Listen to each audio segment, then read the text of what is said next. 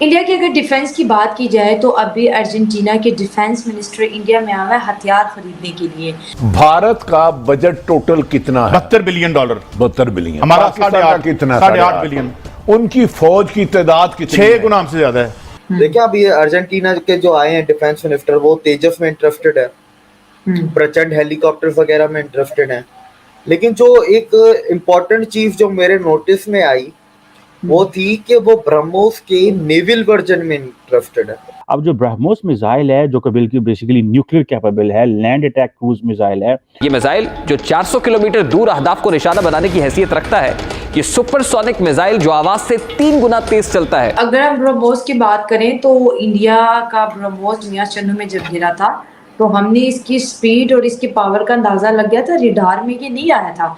और good luck हमारी ये थी कि वॉरहेड नहीं था। अगर वॉरहेड होता तो मियां चन्नू इसके आसपास के जितनी भी छोटी छोटी बस्तियां थी वो तो खत्म हो जाती। ओ भाई, आप क्या चाहते हो? फौज को कमजोर करके इंडिया हर तीसरे दिन नाउज बिल्ला, मेरे मुंह में खाक, हर तीसरे दिन कार पकड़ाए आपके। अक्सर लोग बड़े कश्मीर के मुद्दे पर अग्रेसिव हो जाते हैं, तो मैं अक्सर इस चीज़ से बड़ा डर जाती हूँ कि अगर इंडिया ने अपनी जो ताकत है, जो उसकी डिफेंस ताकत है, अगर 15 मिनट में मुसलसल इस्तेमाल कर ली, हमारा पाकिस्तान तो वो मैं कहती हूँ 100 साल तक फिर दोबारा कभी नहीं उठ पाएगा।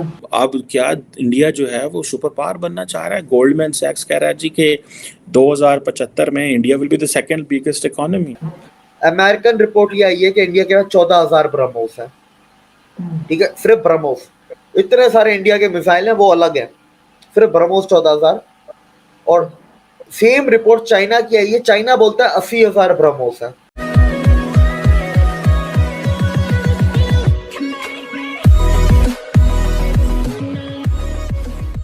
नमस्कार दोस्तों, अब यहाँ पर बात हो रही है कि दुनिया के कई सारे कंट्रीज ऐसे हैं जो इंडिया पर अब निर्भर करेंगे आने वाले दिनों में डिफेंस के मामले में। अब कई सारी और भी फील्ड है जिसमें दुनिया निर्भर करती ही है इंडिया पर, जैसे कि आईटी फील्ड हो गया, जैसे फार्मा फील्ड हो गया। दुनिया के कई सारे, मतलब कि मैं फॉरेन की बात कर रहा हूँ कि फॉरेन के कई सारे टेक्निकल लोग जो है वो इंडिया के अंदर मूवीज़ के अंदर काम करते हैं, तो वो भी हो गया। लेकिन यहाँ पर बात हो रही है डिफेंस के मामले में। अब देखिए, फिलीपींस हो, वियतनाम हो, अर्जेंटीना हो, ये सारे कंट्रीज ऐसे हैं जो रिच कंट्रीज नहीं है। अब इंडिया तो फ्रांस से, यूके से, यूएस से हथियार परचेज करना अफोर्ड कर सकता है, लेकिन ये सारे कंट्रीज नहीं कर सकते। उनको एक चाहिए एक ऐसा अल्टरनेट जो सस्ता हो, मतलब क्वालिटी अच्छी हो, क्वालिटी मेंटेन हो, अच्छी हो, उससे भी अच्छी हो, या फिर आप कहो कि पैसे थोड़े कम हो। तो यहाँ पर एक ही कंट्री ऐसा है जो ये सारी चीज़ें कर सकता है, और वो है इंडिया। मतलब मान लीजिए कि गवर्नमेंट ने आपके साथ कोई कॉन्ट्रैक्ट किया, तो दूसरी गवर्नमेंट भी अगर आती है तो उस चीज़ को मेंटेन करेगी। चाइना जैसा बिल्कुल नहीं होगा। तो यहाँ पर इसी को लेकर बात हो रही है कि चाहे प्रचंड हेलीकॉप्टर हो, चाहे दूसरे साधन हो, या फिर कहे कि ब्रह्मोस हो, इस पर सारी दुनिया आने वाले दिनों में निर्भर करने वाली है। तो यहाँ पर यही बात हो रही है। इसी के साथ ये वीडियो शुरू करते हैं। इंडिया की अगर डिफेंस की बात की जाए तो अभी अर्जेंटीना के डिफेंस मिनिस्टर इंडिया में आया है हथियार खरीदने के लिए। एक वक्त था इंडिया जो था हथियार जो था इंपोर्ट करता था और पाकिस्तान में बड़ा कहा जाता, भारत जो है बस हथियार खरीदता है, अपने लोगों के डेवलपमेंट पे जो है पैसा नहीं लगा रहा और बहुत ज़्यादा एग्रेसिव होता चला जा रहा है। लेकिन आज भारत जो है एक्सपोर्ट भी कर रहे हैं। तो जिस तरह भारत बढ़ता चला जा रहा है, तो पाकिस्तान के वो जो सारे जो एक सोच थी, जो खाली पुलाव था, मेरे ख्याल से वो सारा पुलाव बगैर खाए जो है ख़राब हो चुका है और हज़म नहीं हो रहा बहुत से लोगों को कि ये इंडिया जो साथ बिल्कुल हमसाया मुल्क है हमारा, उसके अंदर जो है इतना बड़ा चेंज आ रहा है। भाई, इन लोगों को ये चीज पसंद नहीं हो रही कि इंडिया अपने लोगों पे पैसा लगा भी रहा है, हथियार बाहर से खरीद भी रहा है और अपने हथियार बाहर बेच भी रहा है। करेक्ट है। तो अब ये तीनों चीजें साथ से साथ कैसे चल रही हैं, ये चीज इनसे बर्दाश्त नहीं हो रही। देखिए, अब ये अर्जेंटीना के जो आए हैं डिफेंस मिनिस्टर, वो तेजस में इंटरेस्टेड है, प्रचंड हेलीकॉप्टर वगैरह में इंटरेस्टेड है। लेकिन जो एक इम्पोर्टेंट चीज जो मेरे नोटिस में आई वो थी कि वो ब्रह्मोस के नेवल वर्जन में इंटरेस्टेड है। और देखें, ब्रह्मोस हर मुल्क को नहीं देगा इंडिया, क्योंकि ब्रह्मोस दुनिया का सबसे elite number 1 super cruise missile है, सुपरसोनिक क्रूज मिसाइल है। अब इसके अंदर एक हिडन मैसेज मुझे नजर आया। वो हिडन मैसेज था, हमें विजय माल्या दो, हमें नीरव मोदी दो, और ये जितने भी इंडिया से लुटेरे गए हैं हमें ये सारे लोग वापस दो, खालिस्तानियों को गिरफ्तार करके इंडिया भेजो और जो रेडिकल इस्लामिस्ट जो वहां पर इंडियन कम्युनिटी पे अटैक कर रहे हैं, उन सबको अरेस्ट करके डिपोर्ट करो। ये हिडन मैसेज किसके लिए है? ये हिडन मैसेज है यूके के लिए, इंडिया की तरफ से। कैसे? अर्जेंटीना का एक आइलैंड है जिसको कहते हैं फ्लॉकलैंड आइलैंड। फ्लॉकलैंड आइलैंड, तो फ्लॉकलैंड आइलैंड डिस्प्यूटेड टेरिटरी है अर्जेंटीना और यूके के बीच में, और उसकी के चलते हुए यूके ने अर्जेंटीना के ऊपर बहुत सारे सैंक्शंस भी लगाए हैं, और उसी के चलते यूके अर्जेंटीना काफी मुल्कों से हथियार नहीं खरीद सकता। लेकिन इंडिया तो जिसको चाहे बेच सकता है। इंडिया किसी की नहीं सुनता। उल्टा अब यूके को देखिए, प्लेन जाएंगे, हेलीकॉप्टर जाएंगे, ड्रोन जाएंगे, उसमें तो कोई है नहीं। ये जो ब्रह्मोस नेवी का वर्जन है ना, ये है एक ट्रिकी चीज। ये डिपेंड करता है कि अगर यूके सारी शर्तें ये जितनी मैंने आपको बताई, ये अगर मान लेता है इंडिया की, सारे बंदों को भेज देता है, खालिस्तानियों को भी भेज देता है, अरेस्ट कर लेता है, रेडिकल इस्लामिस्ट को अरेस्ट करके डिपोर्ट कर देता है, तो नहीं बेचेगा। अगर नहीं किया तो पता चले कि कल एक ब्रह्मोस का नेवल वर्जन आपका अर्जेंटीना में पड़ा हुआ और वो यूके के खिलाफ इस्तेमाल हो रहा है। अगर हम ब्रह्मोस की बात करें तो इंडिया का ब्रह्मोस मियां चन्नू में जब गिरा था तो हमने इसकी स्पीड और इसकी पावर का अंदाजा लग गया था, रिडार में ये नहीं आया था। और गुड लक हमारी ये थी कि वॉर हेड नहीं था। अगर वॉर हेड होता तो मियां चन्नू इसके आसपास के जितनी भी छोटी छोटी बस्तियां थी वो तो ख़त्म हो जाती।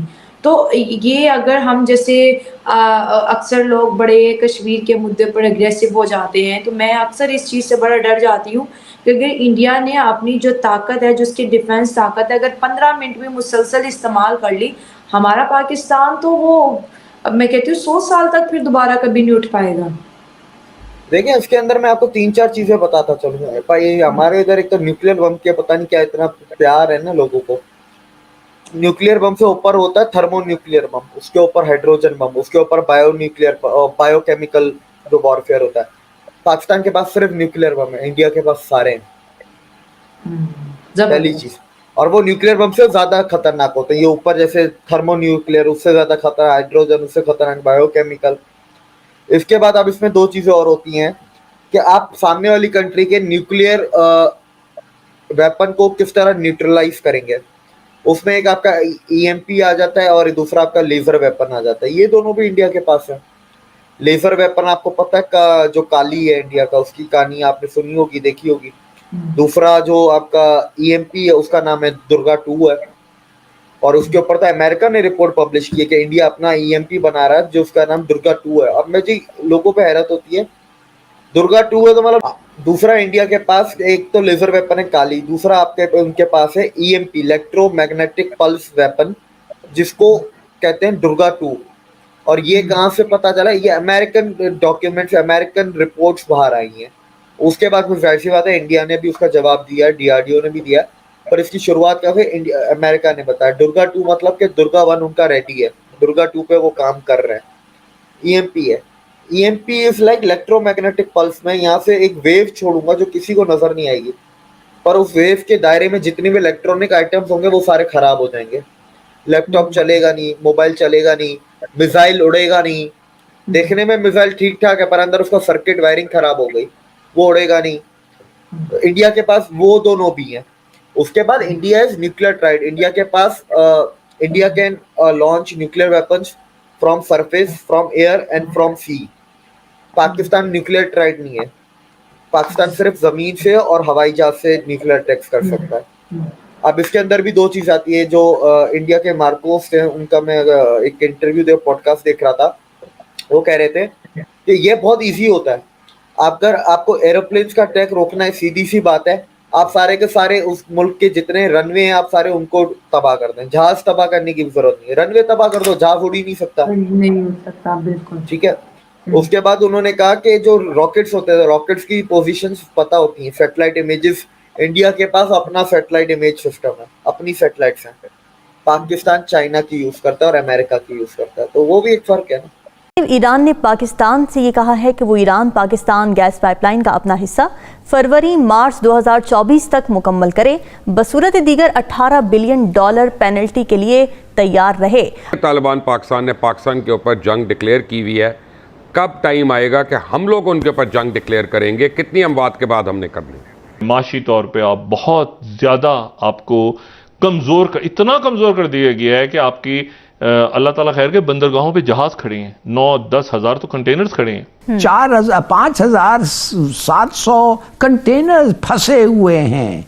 इंडस्ट्री सिर्फ 50% कैपेसिटी पे चल रहा है। अगर आपकी इंडिया के साथ दोस्ती होती, कोई अच्छे तल्लुकात होते, शायद इंडिया आपको कोई कर्जा दे देता है, जैसे आपके साथ वाले चाइना देते हैं, सऊदी अरेबिया देता है। पाकिस्तान में करप्शन में इजाफा हुआ है। ट्रांसपेरेंसी इंटरनेशनल का करप्शन परसेप्शन इंडेक्स 2022 जारी कर दिया गया है, जिसमें ये बात सामने आई है कि 180 ममालिक की फहरिस्त में पाकिस्तान का 140वां नंबर है। हम तो एक टेरेबल क्राइसिस में हैं।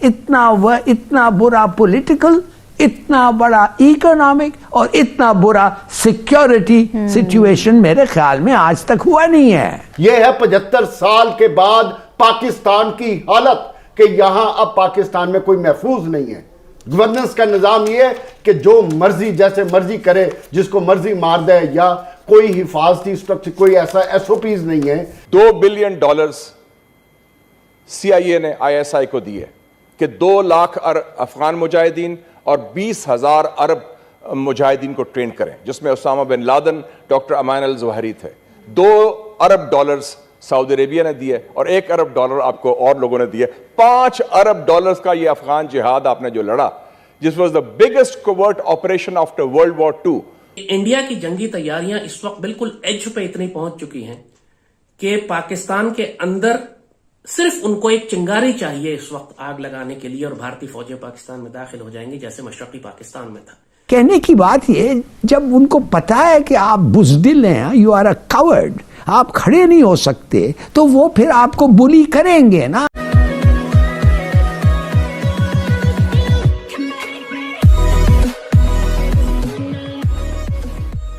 नमस्कार दोस्तों, पाकिस्तान और ईरान के बीच में एक गैस पाइपलाइन बन रही थी।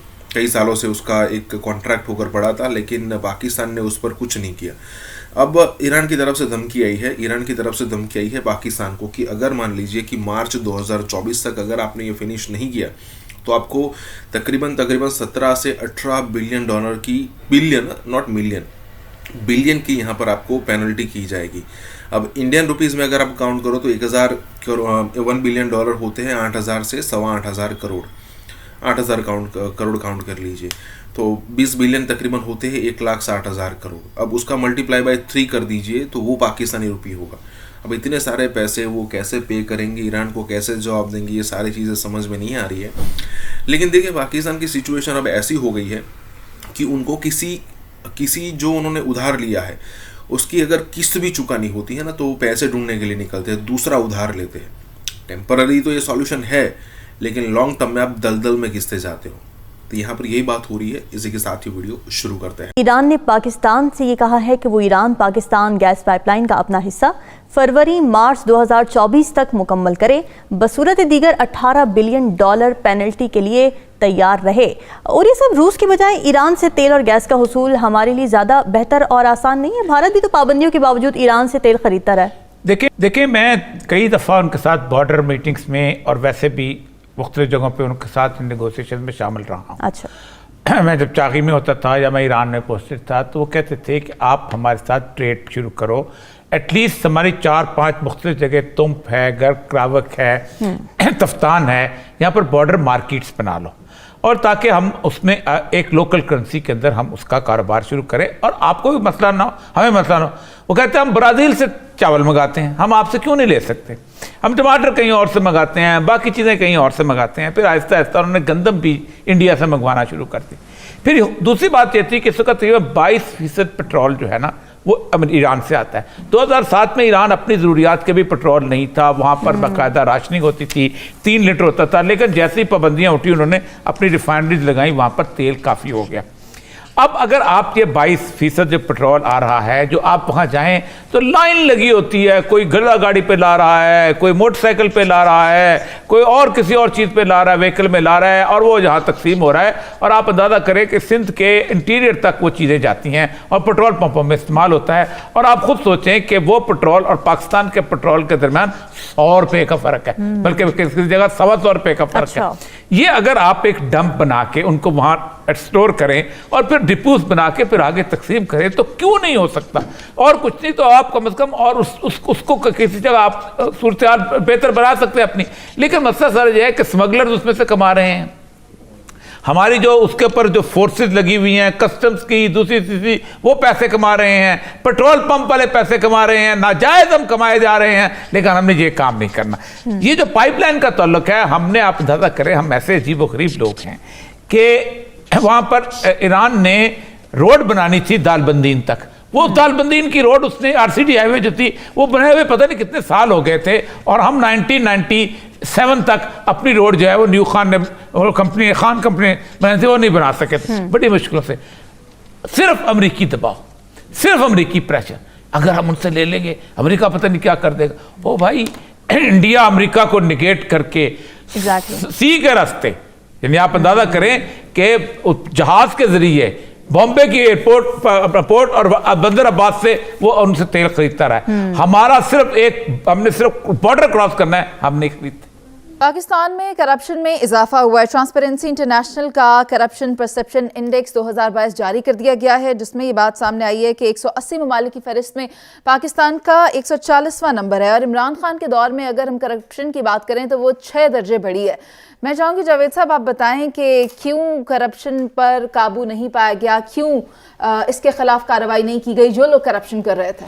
1985 ऑनवर्ड पाकिस्तान में अल्हम्दुलिल्लाह करप्शन एक ऐसी चीज़ थी जिसको सिस्टम का हिस्सा बना दिया गया, और उसी सिस्टम का जब हिस्सा बना तो जो सिस्टम के रखवाले थे उन्होंने उसको प्रोटेक्शन भी प्रोवाइड की, और उसका नतीजा ये निकला कि दिन ब दिन पाकिस्तान में जिस जमहूरियत और जिस आइन को हम सुप्रीम समझते हैं वो दिन ब दिन अवाम को उनके हकूक़ देने से कासर होता गया।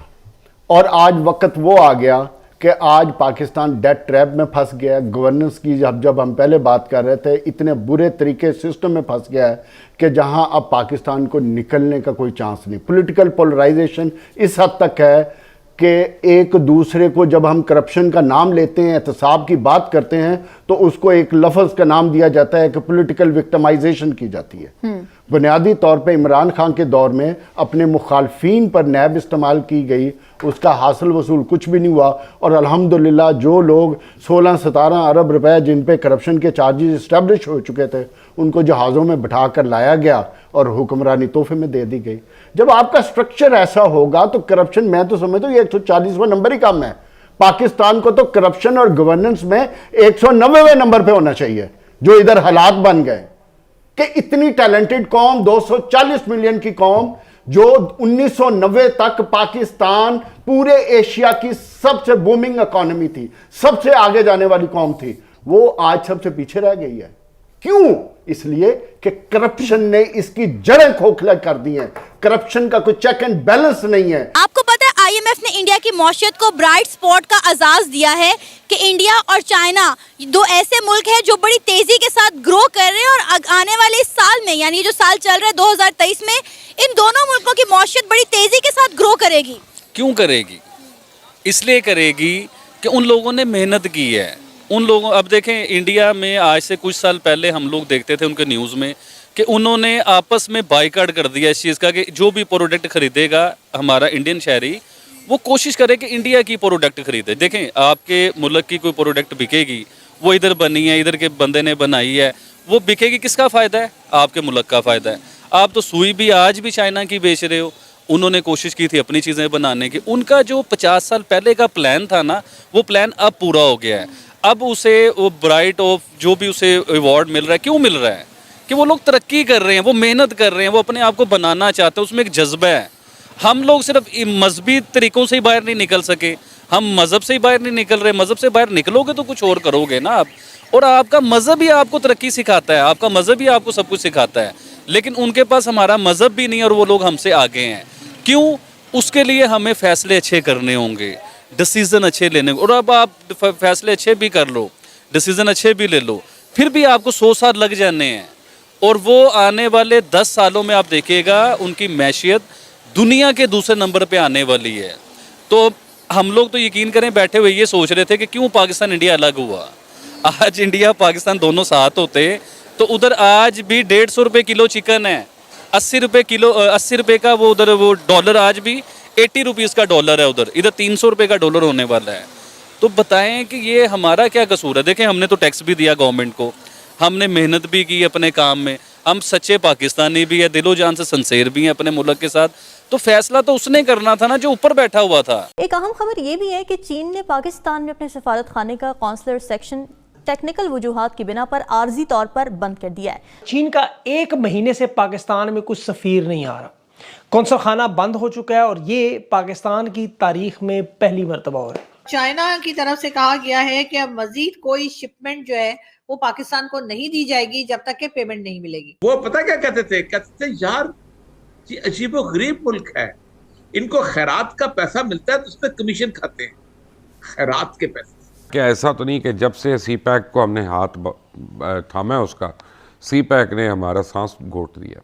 ये अपने दोस्तों के साथ जो हर मौसम में खड़ा रहा हमारे साथ, मईशत का ये तूफान आपको नजर आ रहा है, ये कभी भी ना होता अगर चीन हमारा साथ देता। लेकिन यहीं पे बात खत्म नहीं हो गई, पिक्चर अभी बाकी है मेरे दोस्त। और पिक्चर बाकी ये है कि यार चाइना के को बहुत वेस्टेड इंटरेस्ट में है कि वो पाकिस्तान को इस वक्त डिफॉल्ट करा दे और अपने $8 बिलियन या $10 बिलियन जरूर रिसीव कर ले पाकिस्तान से, जिनके लिए पाकिस्तान जो है वो इस वक्त बैंकरप्ट होने जा रहा है। अब तो चीन अपना जो सफीर 1 महीना पहले इनका नोंग जो गया हुआ है सफीर, उसके बाद नहीं आया। आप दोस्त बदल सकते हैं, रिश्तेदार बदल सकते हैं, हमसाया नहीं बदल सकते, खास तौर पर चीन जैसा हमसाया। चाइना हमारा दोस्त नहीं है, चाइना एक बिजनेस कर रहा था और हम उसको दोस्ती समझ रहे थे, और समझ क्या रहे थे, अपने लोगों को हम चूरन खिला रहे थे। लेकिन उन्होंने वो एक किस्त माफ करने के लिए तैयार नहीं है।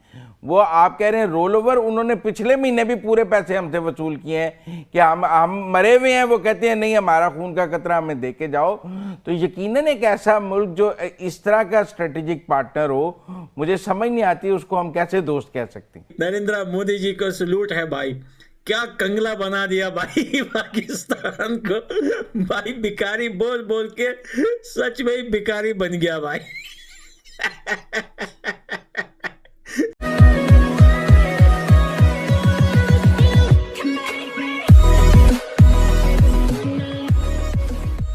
नमस्कार दोस्तों, अब चाइना का दुश्मन इंडिया है, पाकिस्तान का दुश्मन इंडिया है, तो इन दोनों एक कॉमन दुश्मन के कारण दोनों खुद ऐसा समझते थे, खास करके पाकिस्तान। चाइना ऐसा बिल्कुल नहीं समझता। चाइना टोटली यहाँ पर प्रोफेशनलिज्म यूज़ कर रहा है, या फिर कहे कि वो अपना फ़ायदा ही देख रहा है।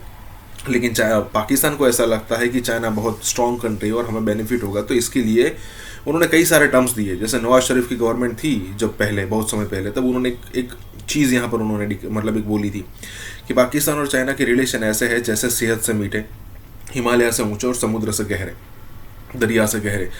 अब देखने वाली बात यह है कि सारा का सारा जो चीज़ है ना वो एक तरफा है, मतलब एक तरफा मतलब पाकिस्तान की साइड से ही है, चाइना की साइड से ऐसा कुछ नहीं है। अगर मान लीजिए किसी चीज़ में चाइना ने इन्वेस्ट किया है तो ठीक है, वो अपना पैसा सूद समेत वापस लेगा। अगर इस टाइप की दोस्ती में अगर चाइना भी यहाँ पर ट्रस्ट कर रहा होता तो ये सारी चीज़ें नहीं होती। अब जैसे मान लीजिए सी पैक ऑलमोस्ट बंद होने वाला है, मतलब कुछ 2-4 ताले लगाने बाकी होंगे, वो भी हो जाएंगे आने वाले दिनों में। यहाँ पर और भी बात हो रही है।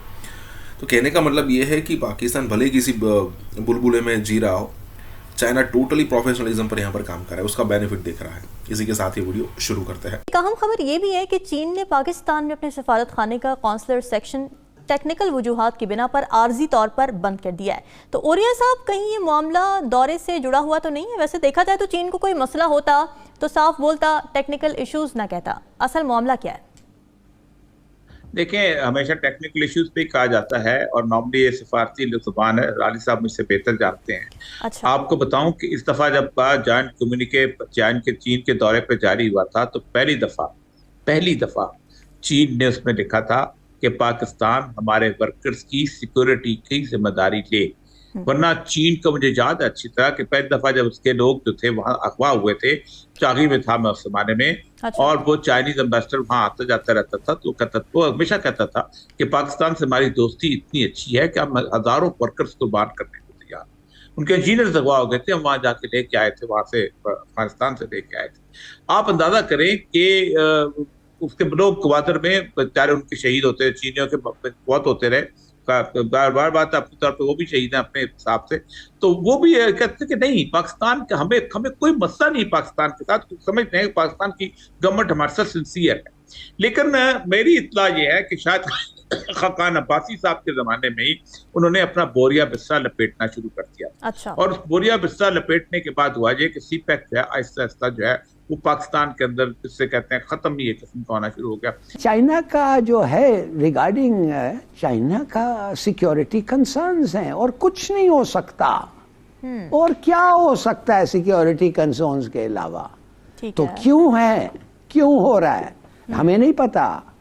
और फ्रैंकली मेरे ख्याल में अफसोस ये मुझे हो रहा है कि जाहिर है ये सिक्योरिटी कंसर्न्स पे बातचीत हुई होगी, तो किसी चीज पे डिसएग्रीमेंट हुआ होगा कि वो मुल्क अपना वीजा फैसिलिटीज बंद कर रहा है और एक बड़ा स्ट्रिक्ट वार्निंग अपने सिटीजन्स को जो पाकिस्तान में हैं उनको इश्यू किया है। ये ऐसे तो नहीं होता है ना खामखा, खास तौर जब आप देखें क्या हमारी दोस्ती है इनसे। और तीसरी बात है सीपैक, बेल्ट रोड इनिशिएटिव, ये वो, इसके बारे में जैसे मैंने पहले भी कहा ज़्यादा नहीं सुन रहे हैं। मगर अमेरिकन डेलीगेशन का आना, देखिए उसकी टाइमिंग कैसी ज़बरदस्त है। $16 बिलियन आपको चाहिए जून तक। अब बताएं $16 बिलियन आपको जून तक कैसे मिलेंगे? एक ही मुल्क है जो IMF को कह सकता है कि भाई आराम, हाथ हल्का रखो। एक ही मुल्क है, एक ही मुल्क है जिसके पास उतने पैसे भी हैं, अगर वो देना चाहे वो दे सकता है। तो ये बहुत सारे वजह हैं जो उनको आ रहे हैं और जो हम समझते हैं कि अगर हमारे को इस इकोनॉमिक क्राइसिस से निकलना है तो अच्छी बात है कि वो आ रहे हैं और इंशाल्लाह उनके साथ बातचीत पॉजिटिव हो। देखिए महंगाई का नया तूफान, 170 अरब का मिनी बजट आप कौमी असेंबली में पेश करेंगे। बिजली, गैस, पेट्रोल, उसकी कीमतों का एक तूफान मचेगा। दूसरी तरफ खारजा पॉलिसी में चीन अपना सदर सेक्शन, अपनी एम्बेसी का वीज़ा सेक्शन बंद कर रहा है और उन्होंने दोस्ती की लाज रखते हुए खुल के कह नहीं रहे मामला क्या है, वो कह नहीं टेक्निकल इशू है। इतना बड़ा चीन इतना एडवांस टेक्निकल इशू हल ना कर सके, वीज़ा हाई कमीशन को बंद कर दे, ऐसा तारीख में कभी नहीं हुआ। और चीन को पता है ये जो हवालदार हैं ये मसरूफ़ है सियासी इंजीनियरिंग करने में, इमरान खान को रोकने में।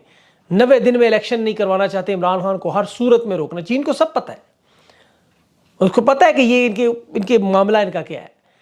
ये बलोच लहदगी पसंद कालादम तरीके तालिबान जो चीन के बाशिंदों को खुले सरेआम धमकियां दे रहे हैं, उन्हें रोकना इनकी प्रायोरिटी नहीं है। शहबाज शरीफ की अभी सीपैक शी जिनपिंग से मुलाकात हुई तो पहला नुक्ता ये था कि हमारे शहरियों की हिफाजत करो, बाकी हम तुम्हारे लिए मुफ्त काम कर रहे हैं।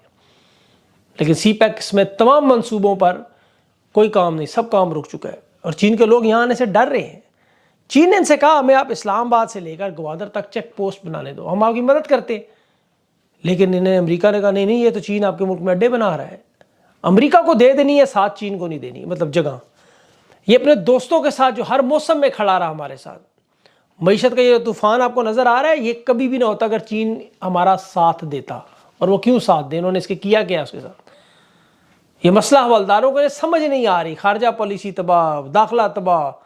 अब तो चीन अपना जो सफ़ीर 1 महीना पहले इनका नोंग जो गया हुआ है सफ़ीर, उसके बाद नहीं आया। आप दोस्त बदल सकते हैं, रिश्तेदार बदल सकते हैं, हमसाया नहीं बदल सकते, ख़ास तौर पर चीन जैसा हमसाया। और यही रजीम चेंज की सबसे बड़ी इनकी दाव था कि इन्होंने चीन और पाकिस्तान को आपस में से हटाना है। मैं बार बार ये कहता रहा, आपके ज़हन में बात बैठ गई, चीन को पाकिस्तान से दूर करना, और इसमें कामयाब होते नजर आ रहे हैं। जिस तरह अवाम को फौज से दूर कर दिया इन्होंने, ये इनका एजेंडा पूरा हो रहा है। अब अमेरिका के साथ बढ़ते हुए ताल्लुकात पर चीन हकीकी मानों में नाराज़ है, लेकिन मजाल एस्टेब्लिशमेंट के कानों पर जूं भी नहीं गए। इन लोगों को हम समझते थे बड़ी परवाह, इनको कोई परवाह नहीं, ना पाकिस्तान की, ना खारजा पॉलिसी की, ना दिफा की, ना किसी चीज़ की।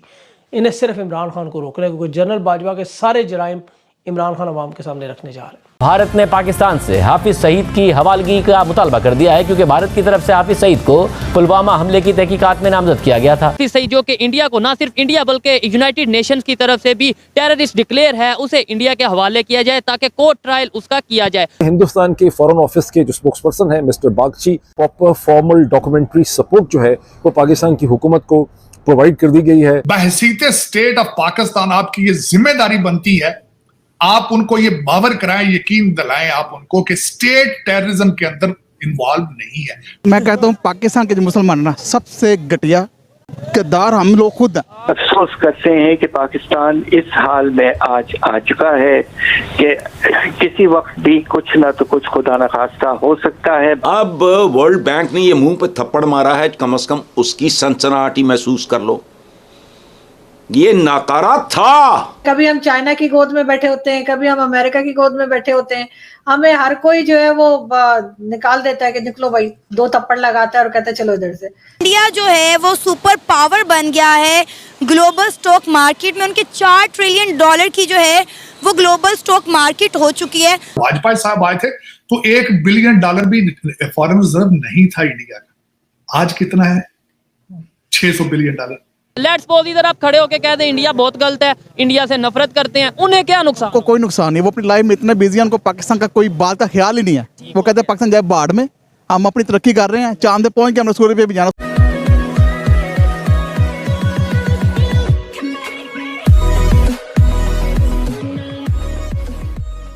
नमस्कार दोस्तों, अब इंडिया की तरफ से इस टाइप की जो स्टेटमेंट है वो आती रहती है। कई बार होता है कि भाई इंडिया के अंदर टेररिज्म करके जो लोग भाग गए हैं पाकिस्तान, मतलब जो भारत के लिए आतंकवादी है। अब होता ये है कि इंडिया ये लिस्ट जारी करता है, कई बार पाकिस्तानी कहते हैं कि ये लोग हमारे यहाँ है ही नहीं, जैसे दाऊद इब्राहिम हो गया और भी कई सारे लोग होंगे। लेकिन जब हाफिज सईद जैसे लोग, उनको तो निगलेक्ट कर नहीं सकता, तो उसमें कोई ना कोई रीज़न दिखाता है कि भाई आप पर्याप्त सबूत हमें दिखाइए, तभी जाकर हम मानेंगे कि भाई, और उसके बाद ही हम सोचेंगे कार्रवाई करेंगे कि नहीं। देखिए, पाकिस्तान में अब कई सारे लोग ऐसे हैं, हालांकि उनका तबका अभी भी बहुत छोटा है, लेकिन कई सारे लोग ऐसे हैं कि भाई इंडिया के साथ टेररिज्म बंद करना चाहिए। इन सारे लोगों को जिन्होंने इंडिया के अंदर आतंकवाद मचाया, उनको इंडिया को सौंप देना चाहिए, और इस टाइप का जेस्चर दिखाने के बाद ही इंडिया जो है वो आप पर ट्रस्ट कर सकता है।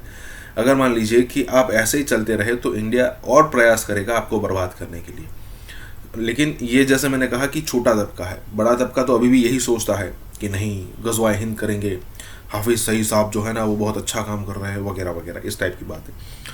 यहाँ पर इसी टाइप की बात हो रही है। इसी के साथ ये वीडियो शुरू करता है। सहाफ़ी एजाज सैयद ने यह खबर दी थी कि भारत ने पाकिस्तान से हाफिज सईद की हवालगी का मुतालबा कर दिया है, क्योंकि भारत की तरफ से हाफिज सईद को पुलवामा हमले की तहकीकात में नामजद किया गया था और उनकी हवालगी के लिए भारत ने बाकायदा पाकिस्तान की वजारत खारजा को दरख्वास्त दी थी। लेकिन जब गुज़िश्ता रोज़ तर्जुमान दफ्तर खारजा से सवाल किया गया कि भारत की तरफ से हाफिज सईद की हवालगी का कोई मुतालबा किया गया है, तो उन्होंने इसकी तरदीद करते हुए कहा था कि यह कयास पर मबनी रिपोर्टिंग है, इस पर तबसरा नहीं करेंगे। जिसके बाद बाकायदा आज भारत ने हाफिज सईद की हवालगी के लिए पाकिस्तान को भेजे जाने वाली दरख्वास्त की तस्दीक कर दी थी। जिसके बाद आज ही पाकिस्तान के दफ्तर खारजा ने भी इसकी तस्दीक करते हुए कहा है कि पाकिस्तान ने भारत की हाफिज सईद की हवालगी की दरख्वास्त वसूल की है। भारत ने यह दरख्वास्त नाम नेहाद मनी लॉन्ड्रिंग केस में दी है। पाकिस्तान और भारत के दरमियान दो तरफा हवालगी का कोई मुआहिदा नहीं, और फिर पाकिस्तान ने तकनीकी बुनियादों पर हाफिज सईद की हवालगी से इनकार कर दिया।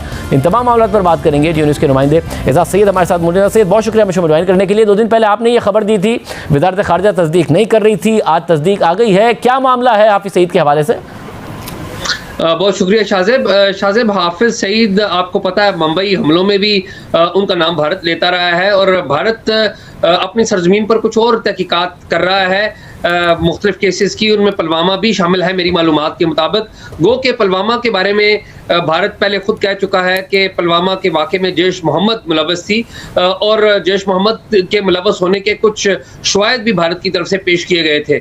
लेकिन जो मनी रिलेटेड जो अमूर हैं, यानी कि जो फाइनेंसेस हुए थे कुछ वाक़यात के, उनके हवाले से भारत समझता है कि हाफिज सईद भी इस मामले में मुलव्वस हैं, और इसीलिए भारत की तरफ से ये दरख्वास्त की गई आज से कुछ दिनों पहले। बहुत बुरा एक वाकया था जो मुंबई अटैक था। मैं जाती तौर पर मैंने कभी आज तक बहसीते पाकिस्तानी या मुसलमान वो टोपी पहनकर कभी बात नहीं की।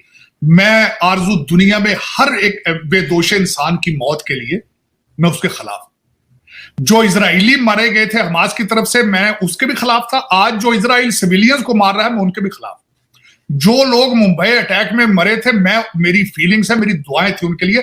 बल्कि मुझे आज तक अपनी जिंदगी में 2 वाकयात कभी नहीं भूले। एक सितंबर 11 था अमेरिका के अंदर, और मैं लिटरली क्राइड दैट डे। फिर दूसरा विटनेस मैं उस मुंबई अटैक का था, और I literally cry again for that. जो दोषी लोगों को जिस तरीके से ट्रेन स्टेशनों पे लोग घरों को जा रहे थे अपने दिन की दिहाड़ी मजदूरी लगा के, तो मारा गया बगैर किसी उनका कोई कसूर ही नहीं था। फिर मैं आपको बताया, मैं ट्रेड डेलीगेशन के साथ गया और हम उस trade delegation, American trade delegation था, उसके फौरन वाकये के बाद तो हम सबको ताज होटल में ले जाया गया और हमें टूर कराया गया उसका कि किस तरीके से वहां पे ये सारा कुछ हुआ है। फिर हमारे साथ कुछ अमेरिकन लॉयर और जजेस थे। हमें मुंबई में जो हाई कोर्ट ने हमारा लंच ऑनर किया, तो वहां पे हमें उस कमरे में ले जाया गया जहां कासम जो था वो मर्डरर था, उसको सजा दी गई, सजाए मौत की। तो अगर देखा जाए, अच्छा मैंने आज वो बिल्कुल एक तो मैंने वो पढ़ा है अंदरम बागची, जिन्होंने वहां से उन्होंने कहा है कि जी हमने बाज़ाब्ता तरीके से हमने पाकिस्तान से उसकी हवालगी मांगी है हाफिज सईद साहब की। दूसरी साइड पे ज़हरा बलोच साहिबा हैं जो हमारी फॉरेन मिनिस्ट्री की हैं, उन्होंने प्रेस कॉन्फ्रेंस की है। उन्होंने पहले तो उन्होंने उसको फौरन ये कह दिया ये क्या सराइयां हैं, तो भाई उनका इतराज जो भी है उसको दूर करें आप। दूसरा उन्होंने कहा कि हमारा दो तरफा मुआहदा ही नहीं है कि हम एक्सचेंज करें। ये बात दो तरफा मुआहदे की नहीं है, आगे चलने की है। आगे किस तरह चलेंगे, एक एतमाद की फिजा कैसे बहाल की जाएगी। एक तो वो गलत जवाब है उनका, मैडम का, ज़हरा बलोच का, भाई उनको सही जवाब दें, शवाहिद दें, ये बंदा आइदर ही कसूरवार है या नहीं कसूरवार है, शवाहिद दें उनको। दूसरा उन्होंने साथ ही एक उसको एक गलत बात कर दी, उन्होंने कहा था कि ये मनी लॉन्ड्रिंग के केस में किसी की हवालगी मांग रहे हैं। भाई ये खुद ही आप जो देखिए, या तो वो लेटर सामने रखें जो आया लेटर भारत से, जो उनको इतराजात हैं, या तो वो पब्लिक करें, या फिर उनको सेटिस्फाई करें। आपने how you will move forward. अब यहां दो तरफा मुआहदा नहीं है तो उसका क्या फर्क पड़ता है। आपका पड़ोसी तो है ना, आपकी बॉर्डर तो उनके साथ लगता है, और उनको सबसे बड़ा इतराज यही है कि क्रॉस बॉर्डर टेररिज्म स्पॉन्सरशिप, और खासकर स्टेट के हवाले से। देखिए ना, टेररिज्म मैं ये नहीं कहूंगा कि आप कर रहे हैं या नहीं कर रहे हैं, मैं ये सवाल नहीं है। बहसीत स्टेट ऑफ पाकिस्तान आपकी ये जिम्मेदारी बनती है, आप उनको ये बावर कराएं, यकीन दिलाएं आप उनको कि स्टेट टेररिज्म के अंदर इन्वॉल्व नहीं है। State is not sponsoring terrorism, वरना तो टेररिज्म आपके कंट्रोल में नहीं है ना। टीटीपी वाले रोज घुस के आपको भी मार रहे हैं। के हवाले से डिस्कशन आपको कहा है, मुझे पता है। बताएं, इंडियंस वहाँ पे जो आपको मिलते हैं, क्या वो नफरत करते हैं हमारे से? मतलब होता है ना कि यार आप मुसलमान हो, आप पाकिस्तानी हो।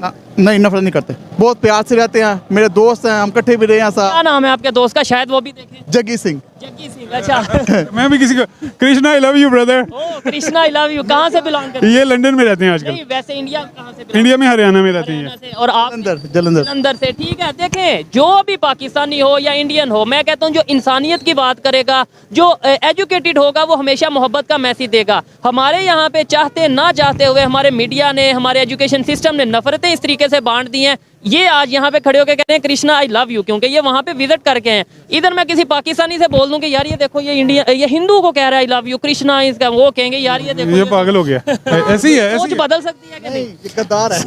ये गद्दार है। मैं अपने तौर पे कोशिश कर रहा हूँ कि पाकिस्तान के लोगों की सोच बदली जाए कहीं ना कहीं, और इसमें फायदा भी पाकिस्तान का। बिल्कुल फायदा हमारा, हमने अपने पाँव में खुद मारिया कुल्हाड़ी। इमरान कोई नुकसान होता है? लेट्स सपोज इधर आप खड़े होकर कहते हैं इंडिया बहुत गलत है, इंडिया से नफरत करते हैं, उन्हें क्या नुकसान? कोई नुकसान नहीं, वो अपनी लाइफ में इतने बिजी हैं, उनको पाकिस्तान का कोई बात का ख्याल ही नहीं है। वो कहते हैं पाकिस्तान जाए बाढ़ में, हम अपनी तरक्की कर रहे हैं, चांद पे पहुंच के हमने सूर्य पे भी जाना। सूर्य पे उनका मिशन गया हुआ है, मैंने पढ़ा था उस दिन।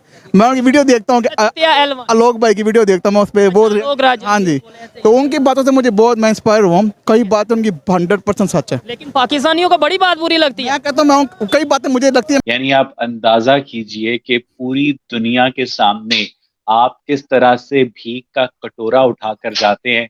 और मुझे तो लगता है कि इनको अपने साथ वो हिजड़े भी ले जाने चाहिए थे जो सिग्नल पर तालियां और ठुमके लगाकर भीख मांगते हैं कि वे सखिया दे जा तेरा भी भला ते तेरी नाल वाली दा भला। एक्चुअली चीज क्या है कि इंडिया आइसोलेट हो रहा है, पाकिस्तान तो इकोनॉमिकली ओपन हो रहा है, क्योंकि अब हम उनके वसाल स्टेट के तौर पे एक्ट करेंगे, जो वो कहेंगे वो करेंगे, इसके अगेंस्ट में हमको नोटू मिलेगा। आपने इस मुल्क को एक प्रैक्टिकल बनाना रिपब्लिक में तब्दील कर दिया है, और मुझे नहीं लगता कि इस एड से, ये जो एड है ये किसी भी तरह से एक आम आदमी तक पहुंचेगी। आरजू, जो आपने भारत के खिलाफ टेररिज्म किया, जो आपने बोला will bleed India by 1000 cuts, जो हमेशा पॉलिसी रही है, डिवाइड एंड रूल, बम धमाके करवाना, लोग को मरवाना है, खादी भेजना है। आप लोग जो है fastest growing economy G20 group में बनने जा रहे हैं इस साल। तो सर कुछ मोदी जी से कहिएगा, जरा इधर भी 1-2 थैले दे दें।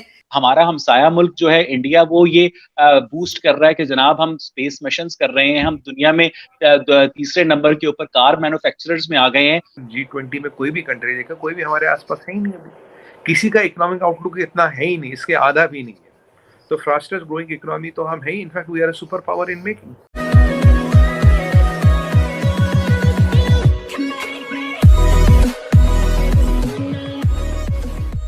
नमस्कार दोस्तों, इतनी गंदी हालत मैंने कभी पहले पाकिस्तान की नहीं देखी है। इतनी गंदी हालत है कि भाई अब तो लोग ये कह रहे हैं कि भाई आपको जो है ना साथ में हिजड़े ले जाने चाहिए पाकिस्तान को, साथ में भीख मांगने के लिए। अब देखिए, पिछले दिनों जो पिछला प्रधानमंत्री था पाकिस्तान का, शहबाज शरीफ, वो कह रहा था कि भाई जब दूसरी कंट्री में जाता हूँ तो वो सामने वाला जो कंट्री का प्राइम मिनिस्टर फिर प्रेसिडेंट होता है, वो मुझसे मिलने की ट्राई नहीं करता या फिर प्रयास नहीं करता, आसानी से डेट नहीं देता, टाइम नहीं देता, क्योंकि उनको पता होता कि वे मांगने आए हैं। तो ये बंदा कहता था कि नहीं, मैं मांगने नहीं आया हूँ, लेकिन क्या करूँ, मेरी मजबूरी है, मुझे कुछ ना कुछ तो पैसे चाहिए ही चाहिए। अब देखिए, पाकिस्तान की प्रधानमंत्री की कुर्सी मतलब अब आग पर बैठा होना ऐसा है। कैसे भी करके आपको सत्ता में तो आना है, लेकिन सत्ता में आने के बाद भी कोई ऐसा नहीं कि आप 30 माह हो जाएंगे। जब तक पाकिस्तान अपनी इकोनॉमिकल सिचुएशन ठीक नहीं करता, जब तक पॉलिटिकल स्टेबिलिटी नहीं लाता, जब तक इंडिया के साथ ट्रेड शुरू नहीं करता, पाकिस्तान के अंदर कोहराम चलता रहेगा। और पाकिस्तान का जो भी प्रधानमंत्री होगा, मतलब जो भी डिसीजन लेने की कैपेसिटी रखने वाला होगा, उसको यहाँ पर हार्श डिसीजन लेने होंगे, तब जाकर यहाँ पर कुछ होगा। इसी के साथ ही वीडियो शुरू करते हैं। कौम को मुबारकबाद दी जा रही है कि शुक्र करें हमें इमदाद मिल गई, शुक्र करें कि हमें पैसे मिल गए। यानी बजाय इसके कि आप कौम को उसके पैरों के ऊपर खड़ा करें, आप एक ग्रेड 17 के एसी को 1.5 करोड़ का वीगो डाला देकर कहते हैं कि जाकर आलू प्याज टमाटर की कीमतें चेक करो। मैं तो कहता हूं कि पाकिस्तान की जितनी कीमती सरकारी गाड़ियां हैं, आलमी बरादरी को शर्त आयद करनी चाहिए कि जब तक उन तमाम सरकारी गाड़ियों को 800 सीसी महरान से तब्दील करके बकिया पैसे कौमी खजाने में जमा करवा के सैलाब ज़दगान पर खर्च नहीं किए जाएंगे, तब तक आपको इमदाद की एक पाई नहीं मिलेगी। लेकिन ये सुनने में बहुत रेडिकल है, बहुत इनकलाबी है, लेकिन आरजू काज़मी जब हम इसमें से थोड़ा सा डिग इन करते हैं तो मैं, वो पंजाबी में कहते हैं कि मज्जा मज्जा दी या भैना होंदियां ने।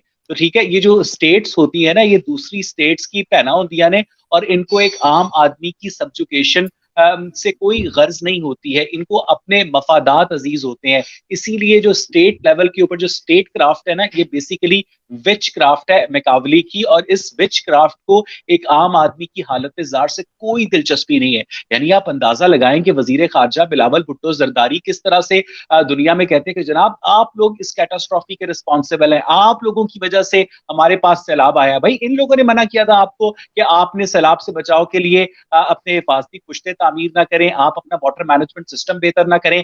आप पूरी दुनिया में सैलाब आते हैं, लेकिन इस तरह से पेट उठाकर कोई भीख नहीं मांगता है। और अभी आप देख लीजिएगा, इनको अभी ये एड आई है, और अभी आप देखिएगा कि 2 माह बाद 23 मार्च को इनके जो अल्ले तल्ले होंगे परेड के नाम पर, जरा वो देखिएगा। जो इंडिया के प्राइम मिनिस्टर हैं वो इसको इनॉग्रेट करेंगे 12 और 13 जनवरी को, यानी कि आज और कल के रोज ये चलेगी। इसके अंदर शेख हसीना वाजिद और इसके अलावा श्रीलंका के जो प्रेसिडेंट है वो भी इसमें शरीक हो रहे हैं, और तकरीबन 100 से ज्यादा कंट्रीज जो हैं वो उनके मुतालिक कहा जा रहा है कि वो इसमें शरीक होंगे। अच्छा, इसमें क्या मामला है, इसके ऊपर बात करने के लिए हमारे साथ इस वक्त मौजूद हैं, हमें अमेरिका से ज्वाइन कर रहे हैं डॉक्टर मुक्तदर खान, जो कि एक स्कॉलर हैं, प्रोफेसर हैं और पॉलिटिकल साइंटिस्ट हैं। डॉक्टर साहब, thank you so much for joining my show. Thank you for having me Alia. आपको सुनने वालों को मेरा सलाम, नमस्ते, सत श्री अकाल और नमस्कारम। जी डॉक्टर साहब, जिस तरह मैंने आपको बताया कि मेरे इस दिन में सवाल तो बहुत से हैं, लेकिन अगर जब हम इसकी बात करते हैं, क्योंकि इसमें काफी कंट्रीज इसमें शरीक हो रहे हैं, अनफॉर्चुनेटली पाकिस्तान इसमें क्योंकि इनवाइटेड नहीं है, पाकिस्तान इसमें शरीक नहीं हो रहा, लेकिन जो मसाइल हैं वो पाकिस्तान के भी यही दिखाई देते हैं। अच्छा, इसमें जो थीम है वो है unity of voice, unity of purpose will bring together developing countries on A common platform, ये बात कही जा रही है। अब एक तो इस पे फरमाइएगा, दूसरा मैं आपसे इसी सवाल से आगाज करती हूँ कि हम ये देख रहे हैं कि ये जो कंट्रीज हैं जैसे कि आप सऊदी अरब देख लें, फिर इसके अलावा इंडिया देख लें, टर्की देख लें, कुछ ऐसे कंट्रीज के जो अपनी आवाज बुलंद करते हुए नजर आ रहे हैं। यानी ऐसा महसूस होता है कि अगर अमेरिका की तरफ से या सुपर पावर्स की तरफ से उन्हें कुछ कहा जाता है तो वो उसको नहीं मानते, उनका अपना एक पॉइंट ऑफ व्यू होता है और वो उसको लेकर चलते हैं। तो आप क्या समझते हैं कि उस दायरे से ये बाहर निकल रहे हैं या निकल चुके हैं? देखिए, मैं आपके दूसरे सवाल से पहले शुरू करता हूं, और उससे पहले जो चेन्नई से जो लोग देख रहे हैं उनको मेरा वनक्कम। मुझे हमेशा भूल जाता हूं मैं, सॉरी। देखिए, ये जो 3 पावर्स हैं, Turkey, India, Saudi Arab, these are regional powers, और ये एस्पिरेंट्स हैं। अभी डिस्कशन चल रहा है कि शायद सऊदी अरेबिया को भी ब्रिक्स में इंक्लूड किया जाए। तो अगर आप ब्रिक्स कंट्रीज को देखें, ब्राज़ील, रशिया, इंडिया, चाइना, ये वह चारों ऐसे मुल्क हैं जिनके 2 सिफात हैं। एक, रैपिड राइजिंग इकोनॉमी, यानी इकोनॉमी इनकी तेजी से बढ़ रही है, और ये चारों G20 में भी है। तो ये टॉप के 20 इकोनॉमीज में हैं, लेकिन ये वेस्टर्न अलायंस के बाहर है। तो एक नॉन वेस्टर्न सेक्टर इमर्ज हो रहा था ब्रिक्स का। अब साउथ अफ्रीका भी है उसमें शामिल, और तो it has become like an institution, और डिस्कशंस चल रहे हैं कि सऊदी अरेबिया को भी उसको इंक्लूड करें। दूसरी सिफत इन ये रैपिडली डेवलपिंग इकोनॉमीज की ये है कि ये सब पॉलिटिकल ऑटोनॉमी चाहते हैं। तो आपने सुना होगा, इंडिया में बार बार जयशंकर साहब ने भी कहा, और दूसरे इंडिया के इंटेलेक्चुअल्स कहते हैं कि what India wants is a strategic autonomy, कि किसी कैंप में रहने से आपको फिर उस कैंप की आइडियोलॉजी को अपनाना पड़ता, फिर उस कैंप के इंटरेस्ट के लिए काम करना पड़ता। कई ऐसे यूरोपियन मुल्क हैं जो मजबूरन रशिया के ऊपर सैंक्शंस लगाए हुए हैं क्योंकि they are part of NATO या पार्ट ऑफ यूरोपियन यूनियन, और नुकसान उठा रहे हैं। उनके मुल्क की नेशनल इंटरेस्ट हार्म हो रही है बिकॉज ऑफ द अलायंस। तो इंडिया चाहता है कि it remains strategically autonomous. Turkey जो वेस्ट का हिस्सा है, मतलब कई सालों तक टर्की ने कोशिश की कि to join EU, it was rejected, लेकिन it is a NATO power.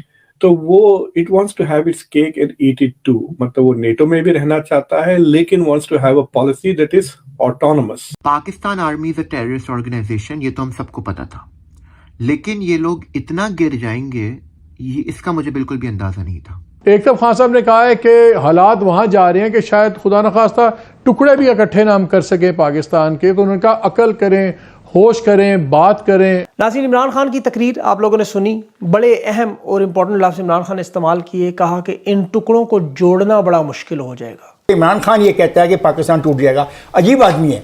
आज फिर बात करते हुए फिर उसने पाकिस्तान को कहा तोड़ दिया जाएगा और 3 हिस्सों में चला जाएगा। अब उन लोगों का क्या होगा? उन लोगों का क्या होगा जो खान का प्लास्टर लेकर के और चून चाट रहे थे? ये लोग बोलते हैं कि सो कॉल्ड इंडिया जुल्म कर रहा है कश्मीर में, और ये UN के बाहर प्रोटेस्ट करते हैं, यूनाइटेड नेशंस के बाहर। अब क्या हो गया? अब तो आपकी अपनी ISI आपके लोगों पर जुल्म कर रही है। अब आप जाएं यूनाइटेड नेशंस में जाकर आप जो है वो आप प्रोटेस्ट करें अपनी आर्मी के अगेंस्ट। ISI जो है वो प्रिंटिंग कर रहा है पाकिस्तानी करेंसी की और फॉरेन करेंसी की, किसी भी चेक और बैलेंस के से मुबर्रा। जो काम दहशतगर्द नहीं कर सके, जो काम बलूचिस्तान लिबरेशन आर्मी नहीं कर सकी, जो तहरीक तालिबान नहीं कर सकी, जो इंडिया की फौज नहीं कर सकी। 3 टॉप जो director general inter services intelligence हैं, वो इस काम के अंदर जो है वो करेंसी छापने में अरबों की करेंसी, बिलियंस ऑफ रुपीज और बिलियंस जो फॉरेन करेंसी जो है वो छापी गई है, फेक करेंसी नोट।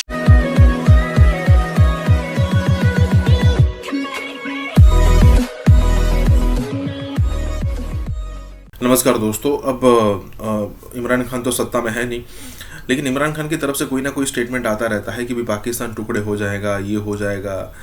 तो मतलब कहा यह जा रहा है कि इमरान खान जो है ना वो जैसे मुक्ति वाहिनी थी ना, जब मुक्ति वाहिनी बनाकर बांग्लादेश ने इंडिया की मदद से बांग्लादेश को आज़ाद करवाया था, तो बिल्कुल यहाँ पर ऐसा हो सकता है कि भाई आने वाले दिनों में इमरान खान की वजह से पाकिस्तान के और टुकड़े हो। हालांकि इमरान खान को जिम्मेदार काउंट किया जा सकता है या फिर किया जाएगा, लेकिन सिचुएशन इमरान खान नहीं होगा, सिर्फ इकोनॉमिकल सिचुएशन, इंटरनल इंस्टेबिलिटी, दूसरे कल्चर के जो लोग हैं उनके साथ ठीक व्यवहार नहीं करना, पंजाबी जो है उनको ही प्रायोरिटी देना, सिंधी लोगों को, बलोच लोगों को, पख्तून को या फिर कहे कि दूसरे लोगों को, दूसरी ट्राइब को यहाँ पर इम्पोर्टेंस नहीं देना, ये सारी चीज़ें भी बहुत लेवल पर होने वाली है। लेकिन जो ट्रिगर पॉइंट होने वाला है ना, वो सिर्फ और सिर्फ इमरान खान आने वाले दिनों में होने वाला है। तो हो सकता है इमरान खान इस टाइप के स्टेप्स यहाँ पर पाकिस्तान को मजबूर करे टुकड़े होने के लिए। इसी के साथ ही वीडियो शुरू करते हैं। Pakistan army is a terrorist organisation, ये तो हम सबको पता था, लेकिन ये लोग इतना गिर जाएंगे ये इसका मुझे बिल्कुल भी अंदाजा नहीं था। इस वक्त जो प्लान हो रहा है पाकिस्तान में वो ये हो रहा है कि पीटीआई को इनको बैन करना है, और हम सबको पता है कि जब भी कुछ इस तरह की इनको हरकत करनी होती है तो ये रॉ को बोलते हैं कि जी कोई भी किसी भी बंदे को इल्ज़ाम लगा देते हैं कि ये रॉ का एजेंट है। अब ये लोग करने ये वाले हैं कि जो प्रोटेस्ट कर रहे हैं पाकिस्तान में लोग, इनमें से किसी को पकड़ेंगे और बोलेंगे कि रॉ का एजेंट है, और किसी ना किसी तरह से प्रूव करने की कोशिश करेंगे कि इमरान खान और पीटीआई का इंडिया और रॉ से ताल्लुक है। ये लोग इतने घटिया लोग हैं कि अब इनका ये प्लान हो रहा है पाकिस्तान में।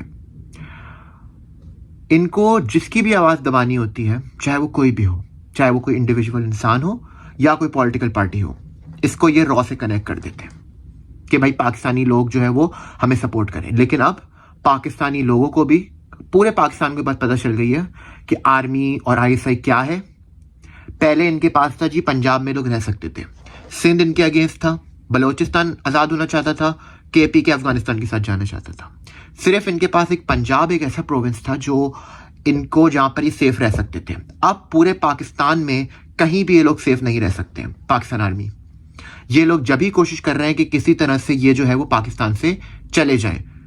मैं सारे पाकिस्तानियों से बोलता हूं कि अगर पाकिस्तान आर्मी या इनके जो जनरल हैं ये भागने की कोशिश करें एयरपोर्ट पर, तो आपने इनको पकड़ना है। ये वही लोग हैं जिन्होंने आपके पैसे खाए हैं, आपने इनको पकड़ना है। आईएसआई हम सबको पता चल गया एक टेररिस्ट ऑर्गेनाइजेशन है। ये हर पाकिस्तानी का फर्ज बनता है कि वो इंटरनेशनल जगहों पे जाए, यूएन में जाए और इसको प्रोटेस्ट करे। पाकिस्तानी तो जी सबसे पहले जाते हैं अगर कश्मीर में कुछ होता है कि भाई ये लोग बोलते हैं कि सो कॉल्ड इंडिया जुल्म कर रहा है कश्मीर में, और ये यूएन के बाहर प्रोटेस्ट करते हैं, यूनाइटेड नेशंस के बाहर। अब क्या हो गया, अब तो आपकी अपनी आईएसआई आपके लोगों पर जुल्म कर रही है। अब आप जाए यूनाइटेड नेशंस में जाकर आप जो है वो प्रोटेस्ट करें अपनी आर्मी के अगेंस्ट। मैं उम्मीद करता हूं कि पाकिस्तान के लोग जो है वो इस चीज से सबक सीखेंगे और पाकिस्तान आर्मी और आईएसआई बहुत जल्द बैन होगी। और अब जो मैं खबर आज आपको देने जा रहा हूं वो it's the mother of all scandals, mother of all scandals. जितने भी स्कैंडल्स हैं, it is the mother of all the scandals. आज दिन तक जितने स्कैंडल्स आए, हमने गर्दिशें करती ये खबर जरूर सुनी थी, लेकिन हमें कभी भी ये एहसास नहीं था कि ये बात सच भी हो सकती है। जो मेरे पास बात पहुंची है अब जाके, अब मुझे समझ आई है कि बात भी सच है और बात भी हक है। और इसलिए बताना बहुत जरूरी है कि आईएसआई का जो करेंसी नोट छापने का कारोबार है, अपना और बैरूनी मुल्क फॉरेन करेंसी छापने का भी और अपनी करेंसी छापने का भी, वो एक बहुत बड़ा एलैबोरेट और एक्सटेंसिव सेटअप है।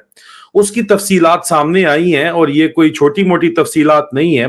जराए ये आईएसआई के अंदर दावा करते हैं कि आईएसआई जो है वो प्रिंटिंग कर रहा है पाकिस्तानी करेंसी की और फॉरेन करेंसी की किसी भी चेक और बैलेंस के से मुबर्रा।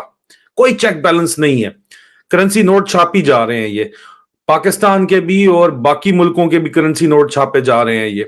ये मुसद्दिका जराए की मुसद्दिका इतलात है। 3 टॉप जो director general inter services intelligence हैं, वो इस काम के अंदर जो है वो करेंसी छापने में अरबों की करेंसी, बिलियंस ऑफ रुपीज और बिलियंस जो फॉरेन करेंसी जो है वो छापी गई है। फेक करेंसी नोट छापे गए हैं जिनकी तफसीलात इस वक्त जो सामने आ रही हैं वो ये मैं आपको बताऊंगा कि कहां पे एग्जैक्टली छापी जा रही है, ताकि वो सबूत के तौर के ऊपर आज अगर जो है वो कोई भी पाकिस्तान के अंदर जाके कोई बैनुल अक़वामी इंडिपेंडेंट अथॉरिटी अगर आज, क्योंकि प्रिंटिंग प्रेस आज के आज शिफ्ट करना बहुत मुश्किल है, आज अगर आप चले जाएं तो लोकेशन भी आपको हम बताएंगे इन तफसीलों के बाद कि जाएं जाके चेक कर लें, इस जगह के ऊपर लगा हुआ है। ये जो करेंसी छापने का कारोबार है, मदर ऑफ ऑल स्कैंडल है। वो ये इसकी तफसीलात इस तरह है कि बिलियंस के, अरबों की जो करेंसी है वो पाकिस्तानी रुपए और बैरून ममालिक की जो करेंसी है, फॉरेन करेंसीज जो हैं वो छापी गई हैं। सबसे पहले तफसील आ रही है कि जी ज़राए मुसद्दिका ज़राए की ये मुसद्दिका इतलात हैं कि उनका ये दावा है, मुसद्दिका ज़राए का ये दावा है कि लेफ्टिनेंट जनरल फैज हमीद जो जब DIG ISI थे तो उन्होंने 20 बिलियन रुपीस PKR, ठीक है जी, 20 अरब रुपए पाकिस्तानी वो छापे और बेचे, नहीं एंड सोल्ड, और उसके अलावा 20 बिलियन पाकिस्तानी रुपए और उसके अलावा बैरून मुल्क ममालिक की करेंसीज भी छापी। और इसमें फेक फॉरेन करेंसी 4 बिलियन ये मिकदार में थे। 4 बिलियन रुपए के अवज फेक करेंसी जो है, फेक करेंसी नोट भी छापे गए। मुझे बताया जा रहा है foreign currency worth 4 billion rupees. उस वक्त जनरल फैज हमीद ने फॉरेन करेंसी 4 बिलियन रुपए की छापी और 20 बिलियन की फॉरेन करेंसी जो है वो उन्होंने अपनी छापी। उसके बाद लेफ्टिनेंट जनरल जो रिजवान अख्तर हैं जो उनसे पहले थे, उन्होंने 5 बिलियन की जराए दावा करते हैं कि 5 बिलियन रुपीस जो है और फॉरेन करेंसी नोट उसके अलावा छापे। और मौजूदा जो लेफ्टिनेंट जनरल नदीम अंजुम हनी बनी है उसने 18 बिलियन रुपीस अब तक वो छाप चुका है और फॉरेन करेंसी नोट वो छाप रहा है। शर्म की बात है जो मैं करने जा रहा हूं। आप यकीन कीजिए मैं जिस मुल्क की बात कर रहा हूं वहां मेरा अक्सर जाना होता। अपने मुस्लिम ममालिक, बरादर मुस्लिम मुल्क है, इज्जत क्यों नहीं करते यार हमारी? हमें क्या कोई कांटे लगे हुए हैं, बदबू आती है हमसे। मैं तो अच्छा परफ्यूम लगा के भी जाता हूं। कश्मीर पे तो जनाब आप बाद में जाएं, यहाँ तो पाकिस्तान ही भारत का था, तो 47 हम अलग हुए। खबर यह नाज़रीन कि दुबई पुलिस ने एक्शन लिया है और दुबई पुलिस ने एक्शन लेते हुए तकरीबन 319 भिखारियों को गिरफ्तार किया। ये एक मुझे लगता है जब कोई रास्ता नहीं दिखाई देता है तो आप एक तरफ बात करने लगते हैं कि आप बातचीत करेंगे, बातचीत की बात, और फिर दूसरी तरफ होता है घात। 319 भिखारी गिरफ्तार हुए हैं और माशाल्लाह से अभी अगली जुमले पे आपका सर फखर से बुलंद होगा, उसमें से 253 पाकिस्तानी है। भारतीय सबसे ज्यादा है दुबई में, पाकिस्तानी दूसरे नंबर पर आते हैं, लेकिन मांगने में पाकिस्तानी पहले नंबर पे आते हैं। हम पाकिस्तान में हो तो दुनिया भर से मांग रहे होते और दुनिया भर में जब चले जाए तो वहां से मांग रहे होते। तुम्हारे जर्नैलों ने तुम्हारा मुल्क चाट लिया, ठीक है, खा गए सब कुछ। जो तुम्हारे मुल्क का लोहा था ना उसको पिघला के पी गए तुम्हारे फौजी जर्नैल। यानी एक पाकिस्तानी जो वहां भीख मांग रहा था वो महीने का 83 लाख रुपया कमा रहा था।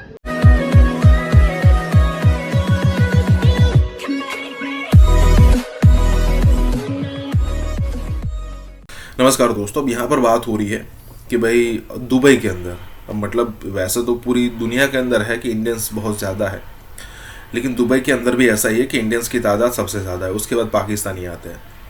अब वहाँ पर तकरीबन 300, 350, 350 के आसपास लोगों को गिरफ्तार किया गया कि भाई जो भीख मांग कर मतलब भीख मांग कर चलाया करते थे। उसमें से 200 के ऊपर यहाँ पर मतलब 253 लोग पाकिस्तानी थे।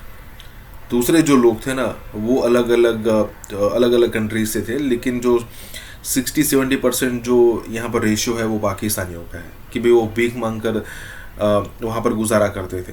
और ऐसा भी नहीं कि वो भीख मांग कर नॉर्मल गुजारा करते थे, अच्छे खासे पैसे उनको यहाँ पर भीख मांग कर मिलते थे। मतलब भले ही आपको पैसे मिल जाए भीख मांग कर, लेकिन एट द लास्ट आप तो भीख ही मांग रहे हो। और आप कहाँ से आओ? पाकिस्तान से, तो पाकिस्तान का तो नाम खराब होगा ही होगा। तो डेफिनेटली दुबई आने वाले दिनों में ध्यान रखेगा कि भाई अच्छा खासा बैकग्राउंड यहाँ पर चेक किया जाए। अगर आ रहा बंदा, अगर मान लीजिए कि उसके पास पाकिस्तान में प्रॉपर्टी नहीं है, पैसा नहीं है, तो यहाँ पर ना उसको अलाउ किया जाए, क्योंकि वो यहाँ पर आकर भीख ही मांगेगा। मतलब इस टाइप का डिस्कशन हो रहा है सीरियसली। इसी के साथ ही वीडियो शुरू करते हैं। मेरा शुक्रिया अदा कीजिए क्योंकि मैं आपको एक ऐसी खबर देने जा रहा हूँ कि जिससे पाकिस्तानियों के सर जो है वो फखर से बुलंद नहीं होंगे, झुकेंगे। शर्म की बात है जो मैं करने जा रहा हूं। आप यकीन कीजिए मैं जिस मुल्क की बात कर रहा हूं वहां मेरा अक्सर जाना होता है। हमने कभी कभी सोचता था कि यार क्या वजह है, आखिर हमारी इज्जत क्यों नहीं है ममालिक में? अपने मुस्लिम ममालिक, बरादर मुस्लिम मुल्क है, इज्जत क्यों नहीं करते यार हमारी? हमें क्या कोई कांटे लगे हुए हैं, बदबू आती है हमसे। मैं तो अच्छा परफ्यूम लगा के भी जाता हूँ, अच्छे कपड़े पहन के जाता हूँ, अंग्रेजी भी बोलता हूँ, सब करता हूँ। मतलब मैं वो सब कर रहा था जो बाकी करते हैं। अंग्रेजी भी अच्छी बोल रहा था, कपड़े भी अच्छे पहने हुए थे, कुछ थोड़े बहुत मैनर्स भी मुझे आते हैं कि डील कैसे करें, मैं सब कर रहा था। इज्जत नहीं मिल रही थी। फिर जब ये खबर मेरे सामने आई ना नाज़रीन, ये आज की खबर है, और फिर मुझे इस बात का एहसास हुआ कि हाँ, हमारी इज्जत जो है ना वो होना बनती नहीं है। जो माशाल्लाह से हमारा हाल है, हमारी इज्जत करना बनती नहीं है। हुआ क्या है, आइए मैं आपको खबर देता हूं। खबर यह नाज़रीन कि दुबई पुलिस ने एक्शन लिया है, और दुबई पुलिस ने एक्शन लेते हुए तकरीबन 319 भिखारियों को गिरफ्तार किया है। ये 300 भिखारी, दुबई के अंदर भीख मांगना जुर्म है और संगीन जुर्म है। मैं आपको बताऊं, मैं आपको थोड़ी देर में बताऊंगा। मैं उम्रा करने गया था, मैंने मक्का हरम का अहाता, खाना काबा हरम के अंदर मैंने मांगते हुए देखा लोगों को, और जो औरतें मर्द मांग रहे थे वो किस तरह मांगते, मैं आपको स्टाइल भी बताऊंगा आज की वीडियो में। बड़ा इंटरेस्टिंग स्टाइल है मांगने का, वो मैं आपको बताऊंगा। लेकिन पहले चूंकि दुबई की बात हो रही है तो मैं आपको दुबई के बारे में बताता हूं। 319 भिखारी गिरफ्तार हुए हैं, और माशाल्लाह से अभी अगली जुमले पे आपका सर फखर से बुलंद होगा, उसमें से 253 पाकिस्तानी है। कैसा? 253 पाकिस्तानी है। दुबई में जो सबसे ज्यादा तादाद है किसी फॉरेनर्स की, वो भारतीयों की है, और पाकिस्तानी जो है वो दूसरे नंबर पर आते हैं। भारतीय सबसे ज्यादा है दुबई में, पाकिस्तानी दूसरे नंबर पर आते हैं, लेकिन मांगने में पाकिस्तानी पहले नंबर पे आते हैं। हम पाकिस्तान में हो तो दुनिया भर से मांग रहे होते हैं, और दुनिया भर में जब चले जाए तो वहां से मांग रहे होते हैं। ये यहां पे इसको रिपोर्ट किया गया है। दुबई पुलिस का कहना है कि अवाम गदागरों को पैसे देने से इज्तनाब करे। अच्छा, अब मैं आपको बताऊं ना, अगर ये कमाते कितना थे, हालांकि मैं ये बताना चाहिए तो नहीं, क्योंकि इससे इंकरेजमेंट मिलती है, हौसला मिलेगा। अच्छा यार, छोड़ो नौकरी, हम वहां जाके जो है वो दुबई में भीख मांगते हैं। आपके होश उड़ जाएंगे एक दफा अगर मैं आपको बता दूं ये कमाते कितना थे वहां से। नाज़रीन, पुलिस के मुताबिक गदागरों में 253 पाकिस्तानी है, 40 भारतीय शहरी हैं। देखो ना, हालांकि आबादी भारत की ज्यादा है, भारत में भी और दुबई में भी, वहां भी बहुत गुर्बत है, लेकिन हमें गुर्बत भी है और गैरत भी चली गई है। गुर्बत है मगर गैरत भी चली गई है हमारे अंदर। अच्छा, अब अरब मीडिया की रिपोर्ट के मुताबिक गिरफ्तार होने वालों में 167 मर्द जबकि 152 खवातीन शामिल हैं। हमारे आर्मी चीफ रह चुके हैं बाजवा साहब, उन्होंने तो कहा था कि हम चाहते हैं कि टर्म्स बेहतर हों और एक साइड पर 10 साल के लिए रख दिया जाए कश्मीर को। इसके अलावा अभी रिसेंटली भी आई एम श्योर कि आप कुछ ना कुछ मीडिया को फॉलो करती होंगी पाकिस्तान के, हामिद मीर साहब जो जर्नलिस्ट हैं सीनियर, वो और नसीम ज़हरा, उनका एक क्लिप बड़ा चल रहा था कि जिसमें उन्होंने कहा कि जी बाजवा साहब ने कहा कि हम अभी जंग नहीं लड़ सकते, अभी हमारे पास फ्यूल नहीं है, सामान नहीं है, कुछ नहीं है। एक मुझे लगता है जब कोई रास्ता नहीं दिखाई देता है तो आप एक तरफ बात करने लगते हैं कि आप बातचीत करेंगे, बातचीत की बात, और फिर दूसरी तरफ होता है घात। जैसे मैं एग्जांपल दूंगी, आपके विदेश मंत्री बिलावल भुट्टो जरदारी इंडिया आएंगे एफसीओ समिट में पार्टिसिपेट करने के लिए, आपने भी शो किया था उसके ऊपर। तो उसके बाद क्या हुआ? कुछ ही घंटों में क्या हुआ? आप अटैक कर देंगे, टेररिस्ट अटैक करेंगे, और फिर आप कहेंगे नहीं इंडिया आए और हमसे कहा जी आइए आइए ये बातचीत की टेबल पर आइए। तो कोई समझना पड़ेगा कि अगर आप हमला करेंगे तो हम बात नहीं करेंगे ना। लेकिन उसमें स्टेट इन्वॉल्व है ये तो अभी तक साबित नहीं हुआ। वो तो एक अलग एक ग्रुप किसी का कहा जा रहा है जिन्होंने जिम्मेदारी ली है कि हाँ जी रिस्पॉन्सिबिलिटी उन्होंने उठा ली है, लेकिन ये कि उसमें पाकिस्तान की स्टेट इन्वॉल्व है ये चीज तो अभी सामने नहीं आई है। तो इसलिए उसके ऊपर तो बात की जा सकती है या नहीं? आपको लगता है नहीं हो सकती बात?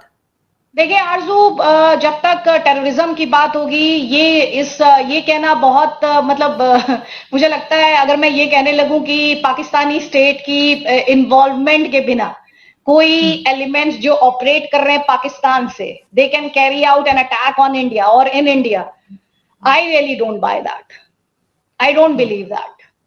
और खास तौर पे ये देखते हुए भी कि जिस तरह की हम लोगों की हिस्ट्री रही है, और हिस्ट्री में बहुत सारी लर्निंग्स और सबक होते हैं, क्या ये किसी से छिपा है? आपके यहाँ पर किस तरह से स्टेटमेंट्स आए हैं जब से इंडिया को G20 की अध्यक्षता मिली है, क्या किसी से छिपा है कि पाकिस्तान लगातार बार बार एक ही राग अलाप रहा है? 2019 5 अगस्त 2019 के बाद से आपके तमाम चाहे इमरान खान हो, चाहे शहबाज शरीफ हो, चाहे आपके दूसरे लीडरशिप हो, या फिर आपकी फौज हो, बस जीनोसाइड हो जाएगा, इंडिया जीनोसाइड कर रहा है। तो प्रोपेगेंडा पाकिस्तान चलाता है, इससे कोई इंकार नहीं कर सकता। और ये तो कोई बिल्कुल भी नहीं मानेगा कि पाकिस्तानी स्टेट की इन्वॉल्वमेंट के बिना, आपकी एजेंसीज की इन्वॉल्वमेंट के बिना भारत में कोई आपके यहाँ पर बैठे हुए एलिमेंट्स अटैक को अंजाम दे सकते हैं।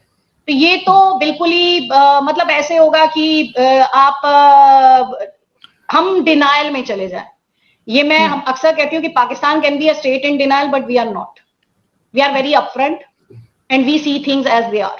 जियाउल रहमान ये हिजबुल का टॉप मोस्ट रिक्रूटर था। आज सुबह इसको किसी ने 10 गोलियां मार के सीधा ऊपर कर दिया। माशी दहशतगर्दी के खिलाफ ही ऑपरेशन हो रहा है। ये आदमी आतंकवादी था। कहते हैं हिजबुल का बहुत बड़ा रिक्रूटर था और इसको लोग मौलाना साहब कहते थे। कल हाफिज सईद का बेटा, आज मौलाना साहब।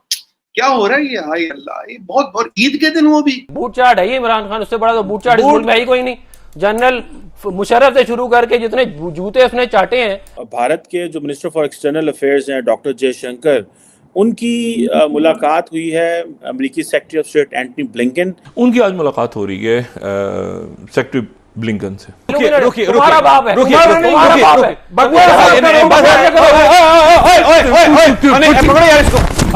पकड़ो यार।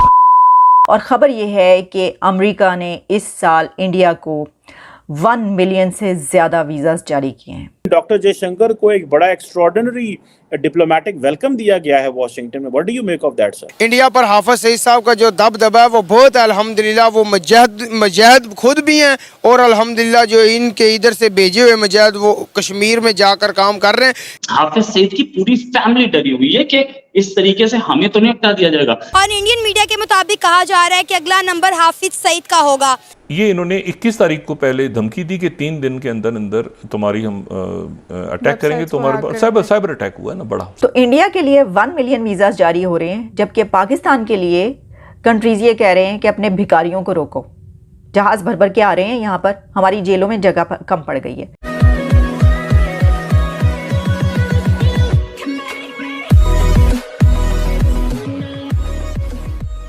नमस्कार दोस्तों, अननोन गनमैन की एक और स्टोरी आ गई है कि भाई हिजबुल का एक टॉप कमांडर था जो रिक्रूटर था। अब रिक्रूटर आप सबको पता होगा कि जो छोटे बच्चे होते हैं या फिर जो युवा हो रहे होते हैं या फिर 19, 20, 21 साल के हैं, जिनकी अभी थिंकिंग कैपेसिटी अभी उतनी इंक्रीज़ नहीं हुई है, उनका ब्रेन वॉश करके आतंकवादी संगठन में उनको शामिल करना, उनको ट्रेनिंग देना और अगर उस काबिल है तो इंडिया में घुसाकर आतंकवादी हमले करवाना, यही काम होता है इन लोगों का। अभी इस भाई साहब को 10 गोली मारी गई है।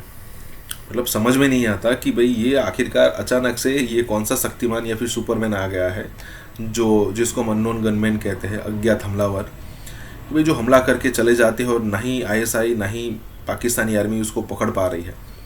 देखिए मतलब उनके पास सटीक इन्फॉर्मेशन उस हिसाब से होती है कि भाई ये बंदा जो है वो यहाँ से निकलेगा, आपको यहाँ पर मार कर निकल जाना है।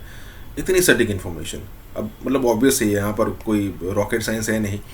पाकिस्तान के अंदर रॉ का अच्छा खासा नेटवर्क यहाँ पर फैला हुआ है, तो उसी के चलते यहाँ पर हमें सारी इन्फॉर्मेशन मिलती होगी और ये सारे कांड रॉ ही करवा रही होगी, ऐसा लग रहा है। इसी के साथ ये वीडियो शुरू करते हैं। ऐसा हुआ सुनने में कि उसके बेटे को किसी ने किडनैप कर लिया, वो बाहर क्या गया घूमने फिरने, किडनैप कर लिया। और अब तक पूरा पाकिस्तान के रेंजर, पूरे पाकिस्तान का शासन प्रशासन और ये जो पूरे पाकिस्तान की ISI ढूंढ नहीं पा रही। हाय अल्लाह, किसने कर दिया ये? अब देखिए आज ईद का दिन और कल किडनैप कर दी। कम से कम ईद के लिए तो रुकना चाहिए था ना, नहीं रुके। बहुत बहुत बेकार लोग हैं, मैं बड़ी ही सख्त मजम्मत करता हूँ। और ये अपने आप को पाकिस्तान का बादशाह समझते हैं, लोग को किडनैप करता है। इसका बेटा खुद ही किडनैप हो गया और अब तक कोई पता नहीं सर। दूसरा, सचिन भाई से निवेदन करूंगा एक फोटो दिखाए। एक और शरीफ आदमी है, इसका नाम है जियाउल रहमान। ये हिजबुल का टॉप मोस्ट रिक्रूटर था। आज देखिए कुछ लोग कह रहे 2 हफ्ते पहले मारा है, पर मेरे सोर्सों ने कहा ये कल या मैक्सिमम आज मारा है। Maximum is yesterday, possibly today. आज सुबह इसको किसी ने 10 गोलियां मार के सीधा ऊपर कर दिया। अब ये पाकिस्तान का लाड़ क्यों फैला रहा और कुछ हमारे मीडिया के मित्र क्यों कह रहे पाकिस्तान के बहकावे में आके क्यों कह रहे 2 हफ्ते पहले मरा था? अगर 2 हफ्ते पहले मर गया होता ना भाइयों, एक बात की गारंटी क्या तो हमें यहाँ पता होता। ऐसा कोई पाकिस्तान में हाई प्रोफाइल किलिंग हो और हमें पता ना हो, ऐसा हो नहीं सकता। ये मरा है आज, मैक्सिमम ये कल मरा है, मैक्सिमम मैं रहा हूँ, मोस्ट प्रोबेबली आज मरा है। और किसी ने इसके आके से 10 गोलियां मार ली। कहते हैं हिजबुल का बहुत बड़ा रिक्रूटर था और इसको लोग मौलाना साहब कहते थे। कल हाफिज सईद का बेटा, आज मौलाना साहब। क्या हो रहा है ये? हाय अल्लाह, ये बहुत बहुत ईद के दिन वो भी ना ना ना, मतलब ईद के दिन किसी ने मौलाना की कुर्बानी दे दी। हाय हाय हाय, बहुत बुरा हुआ, बहुत बुरा हुआ। पूरी 10 गोलियां लगाई, इसमें मर गया। अब ये हिजबुल मुजाहिदीन वाले बेचारे बड़े परेशान घूम रहे, कह रहे हैं यार ये क्या हो रहा है। और पाकिस्तान की इतनी हालत खराब है श्री सर, वो ये बता नहीं रहे कि कब मरा, कैसे मरा। कह रहे वो तो 2 हफ्ते पहले मरा था। अबे 2 हफ्ते पहले क्या इसको मुर्दाघर में छुपा के रखा था? काहे को छुपा के रखा था? प्रॉब्लम ये है सर, उनकी जो वक़्त है ना और उनका जो खाक है वो डिमिनिश हो रही, खत्म हो रही है। कल हाफिज सईद का बेटा उड़ जाता है, अभी तक उसका कोई पता नहीं है। और आज ये मौलवी साहब निकल जाते हैं, 10 गोलियां नहीं कोई मार देता है पाकिस्तान के अंदर। अब किसने मारा हमें थोड़ी पता किसने मारा। अब बाद में बोलेंगे राह की साजिश है। अरे भाई कोई किसी को मारा, राह की साजिश है। एक ऐसे इडियट को प्राइम मिनिस्टर बनाया है कि वो इमरान खान से भी 2 हाथ आगे निकल गया है।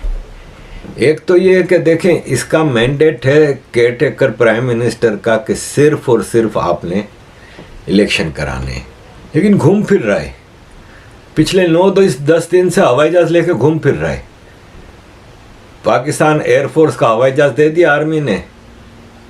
इसने कहा सर मेरा इधर क्या काम, पाकिस्तान में सारा काम तो आप लोग कर रहे हैं, इकोनॉमी आप चला रहे हैं, डे टू डे अफेयर्स आप चला रहे हैं, हर चीज़ आप कर रहे हैं, तो फिर मैं घूम फिरता हूँ। तो फैमिली को लेकर निकल गया, दोस्तों को फैमिली को लेकर निकल गया, हवाई जहाज पकड़ के घूम फिर रहा है। इसकी एक पुरानी ट्वीट आजकल बहुत ज़्यादा वायरल हुई है। इसने 2020 में सितंबर में कहा था कि हम इंतज़ार कर रहे हैं कि दुनिया के सारे हिंदुओं को इस्लाम की रोशनी मुतासिर करेगी और वो मुसलमान हो जाएंगे, और हमें कोई जल्दी नहीं है, हम इसके लिए एक मिलेनियम भी इंतज़ार कर सकते हैं।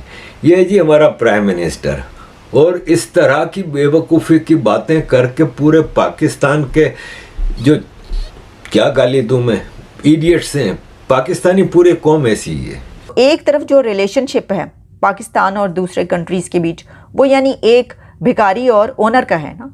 यही हुआ ना कि इराक और सऊदी अरेबिया गल्फ कंट्रीज़ में ही पाकिस्तानी सबसे ज़्यादा जाते हैं। मुझे बताइए, वहीं पर जाते हैं ना सबसे ज़्यादा। लेबर क्या काम करते हैं वहाँ पे? वो लो स्किल्ड जॉब्स हैं, यानी कि लेबर की जो है वो जैसे ड्राइवर्स हो गए, कहीं पर कंस्ट्रक्शन हो रही है, मजदूरी कर रहे हैं, वहाँ पे जाके बड़े बुरे हालों को रहते हैं। और उस पर तो हमें बड़ा दर्द रहता है उनका, और हम अक्सर उनकी बात भी करते हैं, क्योंकि वहाँ पे भी कोई ऐसा इतनी रूल्स एंड रेगुलेशंस जो है ना उन कंट्रीज़ के, गल्फ़ वाले बात बड़ी करते हैं, सऊदी अरेबिया वाले बड़े मज़हब की भी, इस्लाम की भी। लेकिन जब वो अपने ऐसे लोगों जो वहाँ पे जाके काम करते हैं तो उनके बड़े सख्त होते हैं वहाँ पे जो रूल्स एंड रेगुलेशंस हैं। ठीक है किसी मुल्क के, लेकिन वो कोई फैसिलिटीज़ उनको ऐसा फराहम नहीं करते। आपको पता है उनके ऊपर जो है वो यानी अगर आप किसी के तहत नीचे रहकर काम करते हैं तो क्या आप एक गुलाम ही हुए ना। लेकिन दूसरी तरफ जो इंडिया के लोग पहुंचते हैं अमेरिका या दूसरे कंट्रीज़ में, उनके पास तालीम होती है, उनके पास स्किल्स होती हैं, वो IT के माहिर होते हैं। वहाँ पे IITs के पढ़े हुए लोग जब आते हैं इधर तो यहाँ पे उनको हाथों हाथ लिया जाता है, और बल्कि चाहते हैं लोग कि वहाँ के उन यूनिवर्सिटीज़ के, उन कॉलेजेस के लोग जो हैं पढ़कर आएँ और हमारे पास काम करें। तो यही वजह है कि अब उन्होंने ये माइलस्टोन अचीव कर लिया है इंडिया ने, कि 1 मिलियन वीज़ाज़ उनको जारी किए गए हैं 1 साल के अंदर। ये कोई छोटी आप समझते हैं तादाद है कि, तो इंडिया के लिए 1 मिलियन वीज़ाज़ जारी हो रहे हैं, जबकि पाकिस्तान के लिए कंट्रीज़ ये कह रहे हैं कि अपने भिखारियों को रोको, जहाज़ भर भर के आ रहे हैं यहाँ पर, हमारी जेलों में जगह कम पड़ गई है। इसी से अंदाज़ा हो जाता है कि देखिए ज़वाल और उरूज कितना गैप है कि जिसको अब आप फिल कर ही नहीं सकते, आपके सामने है। उसमें गलती है। हाँ, जिस कंट्री के लोगों के मुतालिक ये कहा जा रहा हो कि अब आपके भीख मांगने वाले लोग जो हैं वो, उनको मुल्क के अंदर भीख भी नहीं मिल रही तो वो हमारी तरफ आ रहे हैं, हमें मसला पड़ रहा है, तो इससे पता ही चलता है कि आपने तालीम ही नहीं दी, आपने पढ़ाई ही नहीं। अगर आप तालीम देते पढ़ाते उनको तो वो फिर इसी तरीके से एक किसी अच्छे उस पर जो है वो दूसरे मुल्कों में जाकर काम करते। दिन पे दिन बुरा खबर आ रहा है रामीन, मैं आपको बता रहा हूं डे बाय डे। शायद ये 2 IMF और चाइना पाकिस्तान को बचा लेंगे, लेकिन उसके बाद पाकिस्तान को पाकिस्तानियों से कौन बचाएगा? बंगालियों से लेकर बर्गर बच्चों तक 1971 से लेकर 2023 तक हथियार डालने की रवायत ख़त्म नहीं हुई। पाकिस्तान का दुश्मन एक इंडिया बैठा हुआ है दोवल के साथ। दोवल आने के पहले कह दिया था कि हम जो तरीके इस्तेमाल करेंगे आप देख लें पाकिस्तान को कमजोर करने के लिए। ही इज अ बिग रुकावट। पिछले साल मैम एक चाय वाला आके कहता है मैं आपको एक मिशन देता हूं, बाय 2047 आप डेवलप्ड कंट्री बने। मैं जिंदा नहीं रहूंगा, मेरे लिए तो विजन है, लेकिन मेरे बच्चों के लिए वो एक मिशन है। 2030 तक इसरो जो भी इंडियंस हैं स्पेस जाना चाहते हैं, they will send them to space and back. मेरी बातों से आपको लग ही रहा होगा कि बार बार मैं कहती हूँ कि I am a proud Indian, I am a proud Kashmiri, तो आपको लग ही रहा होगा कि हम लोग कितना खुश है इंडिया में रह के। तो You know, we are going berserk at this time. The infrastructure binge. पता नहीं आप पढ़ती हैं कि नहीं अखबार है, हम पागल हो गए हैं। धड़ाधड़ सड़कें बन रही। अब जो ये दो शहर हैं दिल्ली और Jaipur, my wife is from Jaipur, 45 साल से एक ही पत्नी है मेरी, एक ही बेगम है। So we are now talking about driving to Jaipur. अब ये बना रहे हैं elevated highway, they have just announced. Bharat ने ये कहा है कि दुनिया को यूक्रेन की वॉर से आगे की सोचना चाहिए। World should move on from Ukraine war और फोकस जो है पावर्टी पे करना चाहिए। बात तो उन्होंने सही की है। मुझे ऐसा लगता है कि 2-3 साल के अंदर या 4 साल के अंदर maximum we will cross $1 trillion worth of exports every year. हमने ये नया शुरू किया था, हर घर तिरंगा। पीएम साहब ने ये आदेश दिया, ये आंदोलन चलाया था, हर घर तिरंगा। हमने उसको मॉडिफाई कर दिया है, हमेशा हर घर तिरंगा। The pride, you have to see this pride to believe it. बेटी गांव गांव में बात होती है।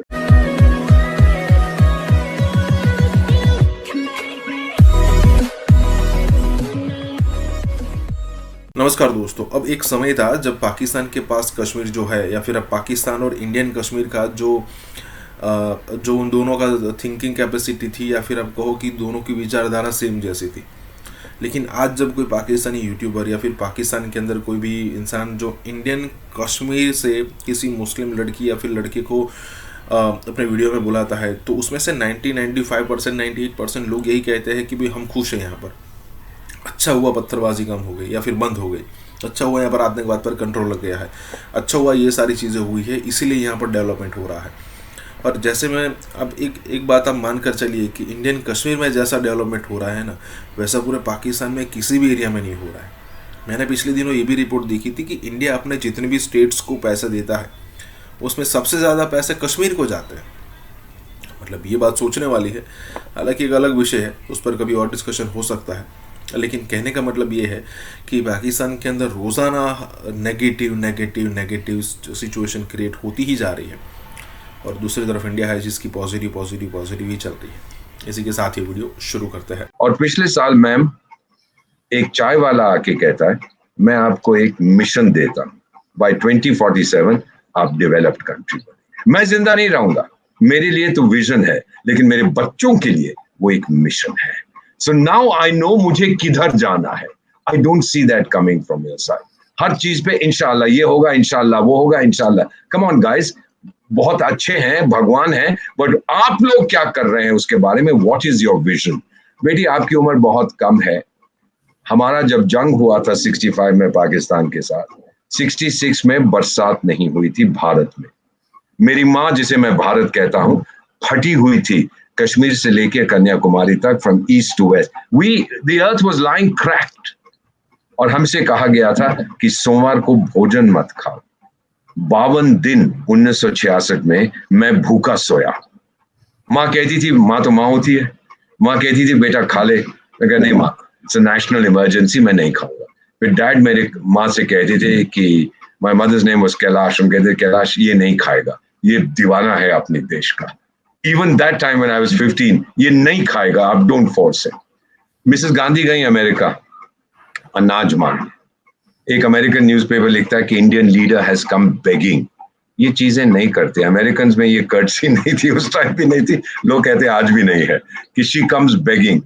खैर मिल गए उसको, और ये उनसे कहा गया कि आप बच्चे पैदा करते हो खूब, लेकिन अनाज नहीं पैदा करने पाते। देन शी केम बैक, अपने सेक्रेटरी से कहा, हक्सर साहब जो मेरे गुरु थे फॉरेन सर्विस में, कि we will never beg for food again. और बेटी today we are the second largest producer of food in the world. और उस टाइम 65-66 आपकी एग्रीकल्चर वाज बूमिंग। लेकिन आपसे हम ले नहीं सकते थे अनाज क्योंकि जंग होके अभी अभी खत्म हुआ था। So you understand what I'm saying? तो वो डिटर्मिनेशन था, वो डिसीजन था by the political leadership। एक बार वो डिसीजन हो जाए, then the civil, ये जो कल्चर ग्रीन रेवोल्यूशन आया, ये मिसेस गांधी ने नहीं किया था, वो खेतों में नहीं गई थी काम करने के लिए, ये किसान थे, ये सिविल सर्वेंट, ये साइंटिस्ट है, ये डॉक्टर्स है, इंजीनियर्स है, ये आम आदमी, नॉट दी आम आदमी पार्टी, ये भारत का साधारण बेटा मेरे जैसा। हम लोगों ने कहा कि अब फिर नहीं किसी के सामने झोला फैलाएंगे अनाज के लिए, तब से आज तक नहीं किया। अब तो बहुत कंफर्टेबल है, 4 साल तक अगर हम एग्रीकल्चर शट डाउन कर दें, हम अपने लोगों को खिला सकते हैं। अब हम लोग जब बात करते हैं, वी आर नाउ इन 2023 और हम बात कर रहे हैं 2047, अब 24 साल बचे हैं। और इतना भी बता देता हूं, जब साहब ने बहुत से अपने एडवाइजर्स और दूसरे लोगों को, आपको मालूम है I am special adviser in 3 African countries on Kargil and Leh, पूछा कि भाई मैंने 2047 का एम दिया है, कर दोगे? तो हमारा जवाब क्या था कि कर देंगे और 2047 से बहुत पहले कर देंगे। You know, we are going berserk at this time. The infrastructure binge, पता नहीं आप पढ़ती हैं कि नहीं अखबार है, हम पागल हो गए हैं, धड़ाधड़ सड़कें बन रही। अब जो 2 शहर हैं दिल्ली और Jaipur, my wife is from Jaipur, 45 साल से एक ही पत्नी है मेरी, एक ही बेगम है। So we are now talking about driving to Jaipur. अब ये बना रहे हैं elevated highway, they just announced, क्योंकि जब कंस्ट्रक्शन एक्टिविटी चलती है फिर उसके साथ एंसेलरी डेवलपमेंट होती है, उसके साथ जब सड़क बनेगी, दुकानें खुलेंगी, घर बनेंगे, रैंप्स बनेंगे, सीमेंट की डिमांड होगी, ग्लास की डिमांड होगी, बहुत सी चीजों की डिमांड होगी। सो इंफ्रास्ट्रक्चर ड्राइव्स द इकोनॉमी, वहां पे आप गलत हो गए। Second is education. Ma'am, America की आबादी 33 करोड़ की है, मेरे पास 34 करोड़ विद्यार्थी हैं। महाभारत में जब धर्मपुत्र अपने भाइयों को ढूंढ रहे थे, 4 भाई मूर्छित होकर गिर पड़े थे क्योंकि उन्होंने यक्ष के सवाल का जवाब नहीं दिया था, और फिर यक्ष ने धर्मपुत्र से कहा कि ये चारों उठ जाएंगे, प्लीज टेल मी इंसान की सबसे बहुमूल्य, मोस्ट इंपॉर्टेंट पोजेशन क्या है? धर्मपुत्र बोले एजुकेशन।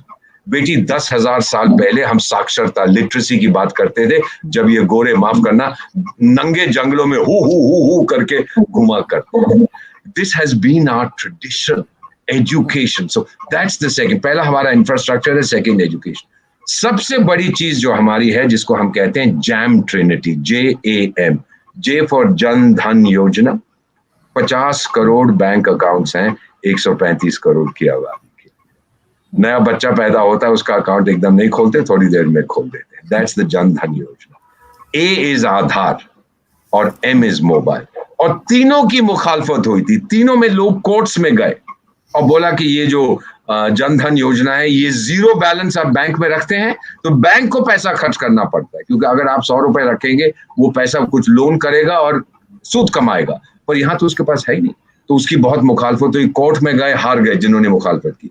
फिर आधार के ऊपर कहने लगे जी हमारी प्राइवेसी, उसके ऊपर आप आक्रमण कर रहे हैं, वो भी केस हार गए। और फिर मोबाइल पे तो पता है 2G scam, 3G scam, 4G scam, पता नहीं क्या क्या स्कैम्स के पीछे पड़े।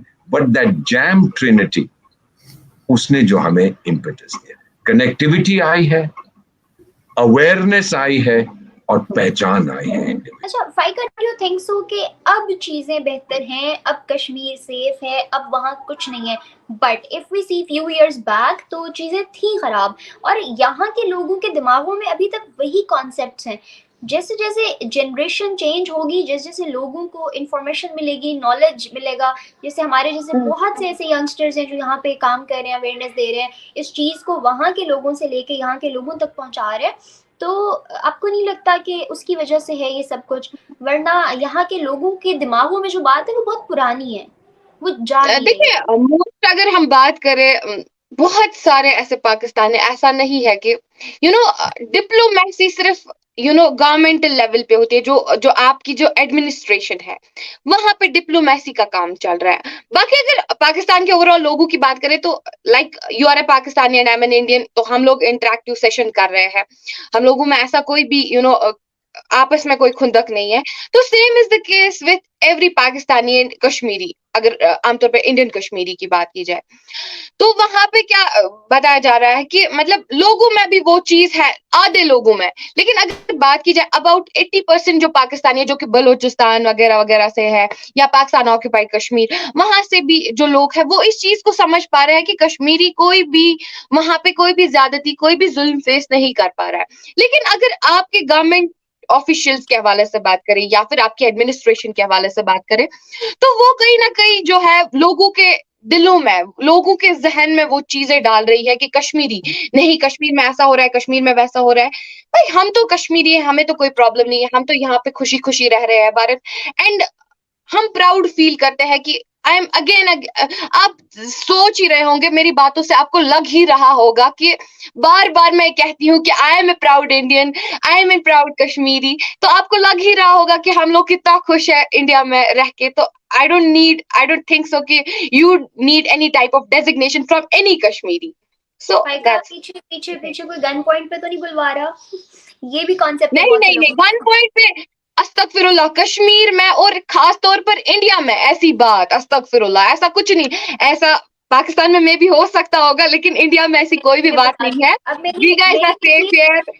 मैंने ये चीज अपनी तरफ से कोट नहीं की है, ये मैं लोगों से लिटरली सुनती हूँ। मैं अक्सर पब्लिक इंटरव्यूज में अगर लोगों को ये कहूँ कि please go and watch their Muslim interviews, तो दे आर हैप्पी देयर, तो why you guys are fighting for Kashmir, तो इस तरह का कोई भी क्वेश्चन पूछूं तो you know what I just get to मतलब हेयर और and I just get replied वो जवाब ये होता है उनको तो डरा धमका के बुलवाया जाता है, उनको तो गन पॉइंट पे बुलवाया जाता है। मे बी वो चीजें शायद बलोचिस्तान पाकिस्तान ऑक्यूपाइड कश्मीर के लोग जो है वो फेस कर रहे होंगे, दैट्स व्हाई उनके जहनों में शायद अभी तक यही रहा होगा कि नहीं गन पॉइंट पे बुलवाया जाता है, ऐसा होता है, डरा धमकी के बोला जाता है। लेकिन to be very honest, gun point वाली बात नहीं है, यहाँ पे भी नहीं है। शुक्र अल्लाह का गन पॉइंट वाली बात भी नहीं आई यहाँ पे। एज आपकी कन्वर्सेशन से मुझे लगा कि नहीं डरा धमका के कोई बोला जाता है, तो same is the case with like I can assume the things कि ऐसा हो सकता है शायद पाकिस्तान में, but in India not really, we are safe and I'm again saying I am proud to be an Indian.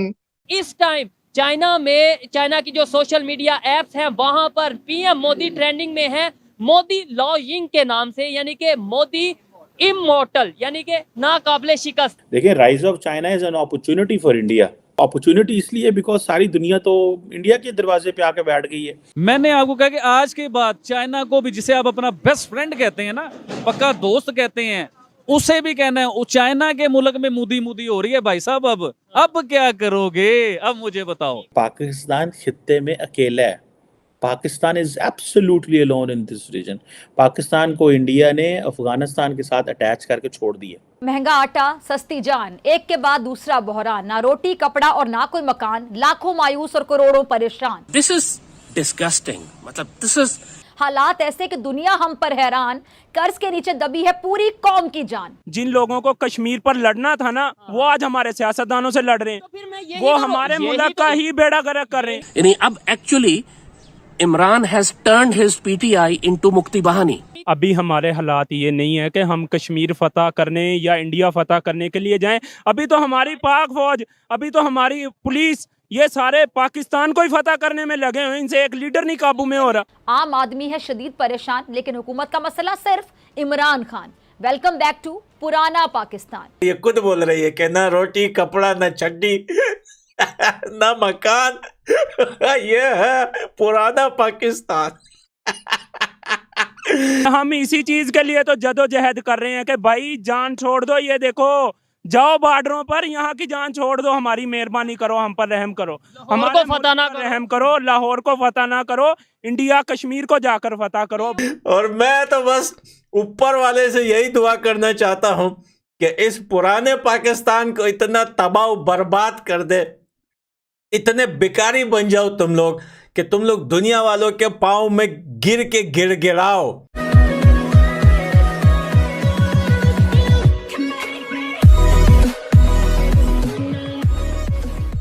नमस्कार दोस्तों, अब यहाँ पर देखने वाली बात यह है कि पाकिस्तान में तो प्रधानमंत्री मोदी के बारे में चर्चा होते ही रहते हैं, चाहे उनके मीडिया में हो, चाहे उनके सोशल मीडिया में हो, चाहे कोई यूट्यूबर्स हो, आम जनता हो, उसमें भी कई सारे रीजंस है कि भाई प्रधानमंत्री मोदी बीजेपी से आते हैं, आरएसएस से आते हैं वगैरह वगैरह।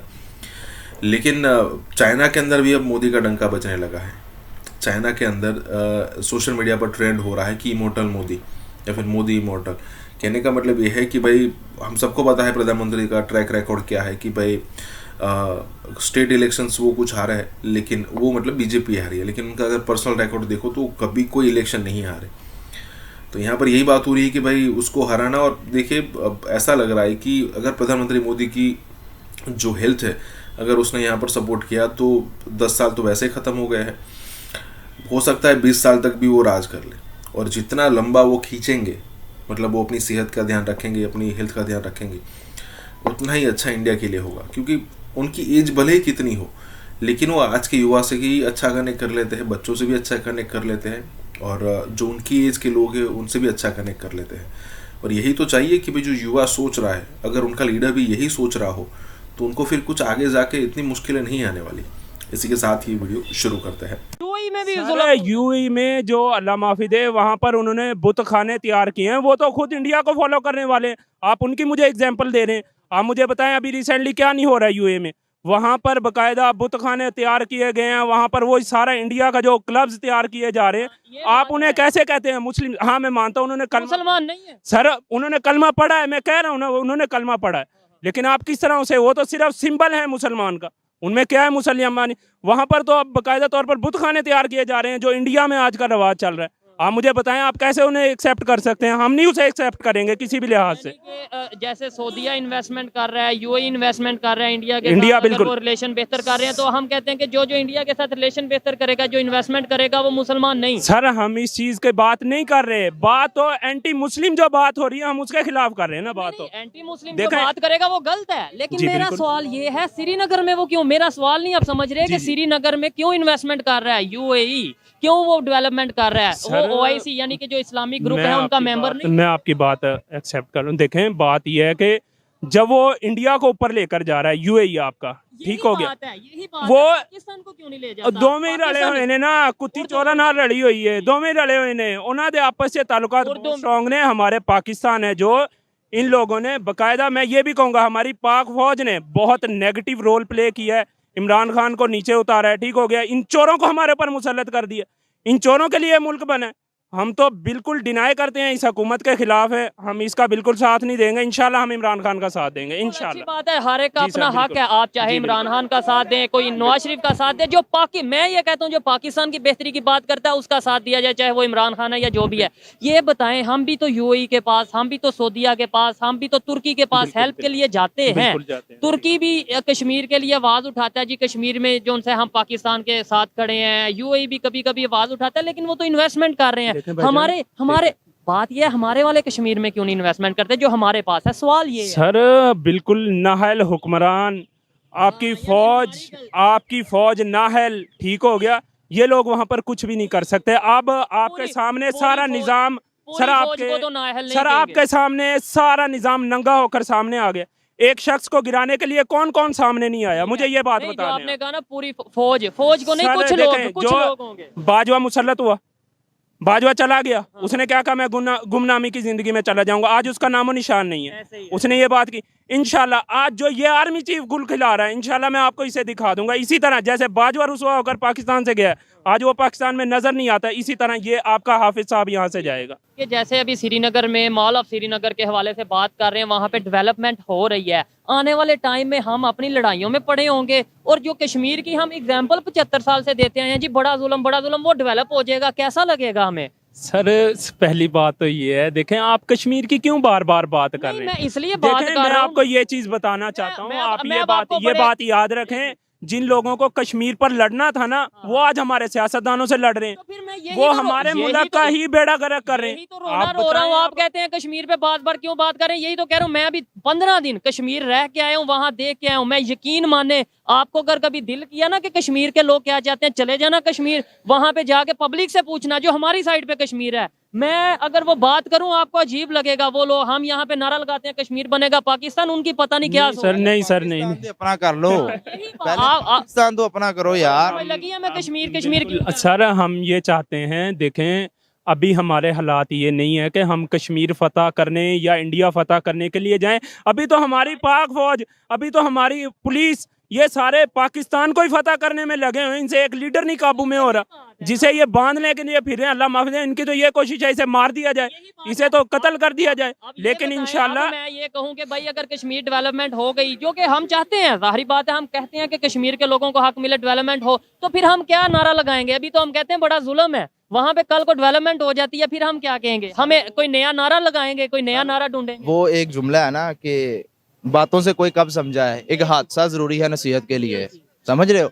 जब हमारे ऊपर आई है ना, तो आज हमें पता चल रहा है कि कश्मीर में हो क्या रहा था। ठीक है, हमारे घरों में पुलिस गई है, ठीक है, हमारे घरों में हमारी इज्जतें महफूज नहीं है। सर मैं आपको आज इंटरव्यू दे रहा हूँ ना जी, मैं आपको आज इंटरव्यू दे रहा हूँ ना, अगर मेरी बात किसी ने सुन ली ना, तो क्या पता रात को मेरे घर रेड हो जाए।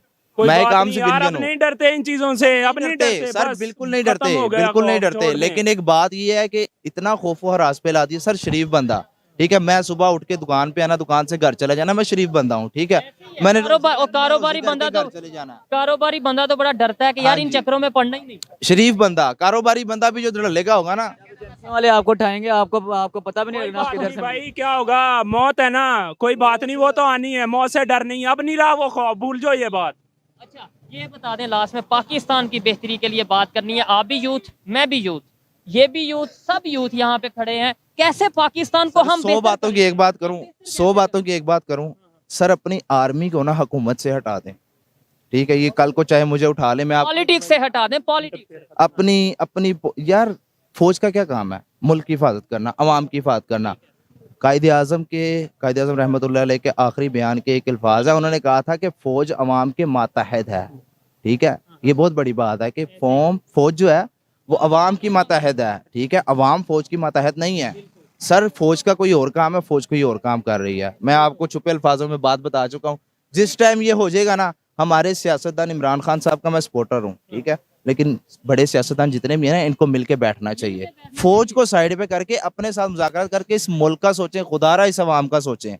जवान लड़कियां आती हैं, मार्केट में रहते हुए हैं, फैमिलियां जवान लड़कियों को लेके हमारे पास आती हैं और कहते हैं हमारे घर के अंदर खाने को कुछ नहीं है, हम खुद गरीब हैं यार, हम अपनी रोटी कैसे करें? अपनी हैसियत के मुताबिक उनकी मदद कर रहे हैं।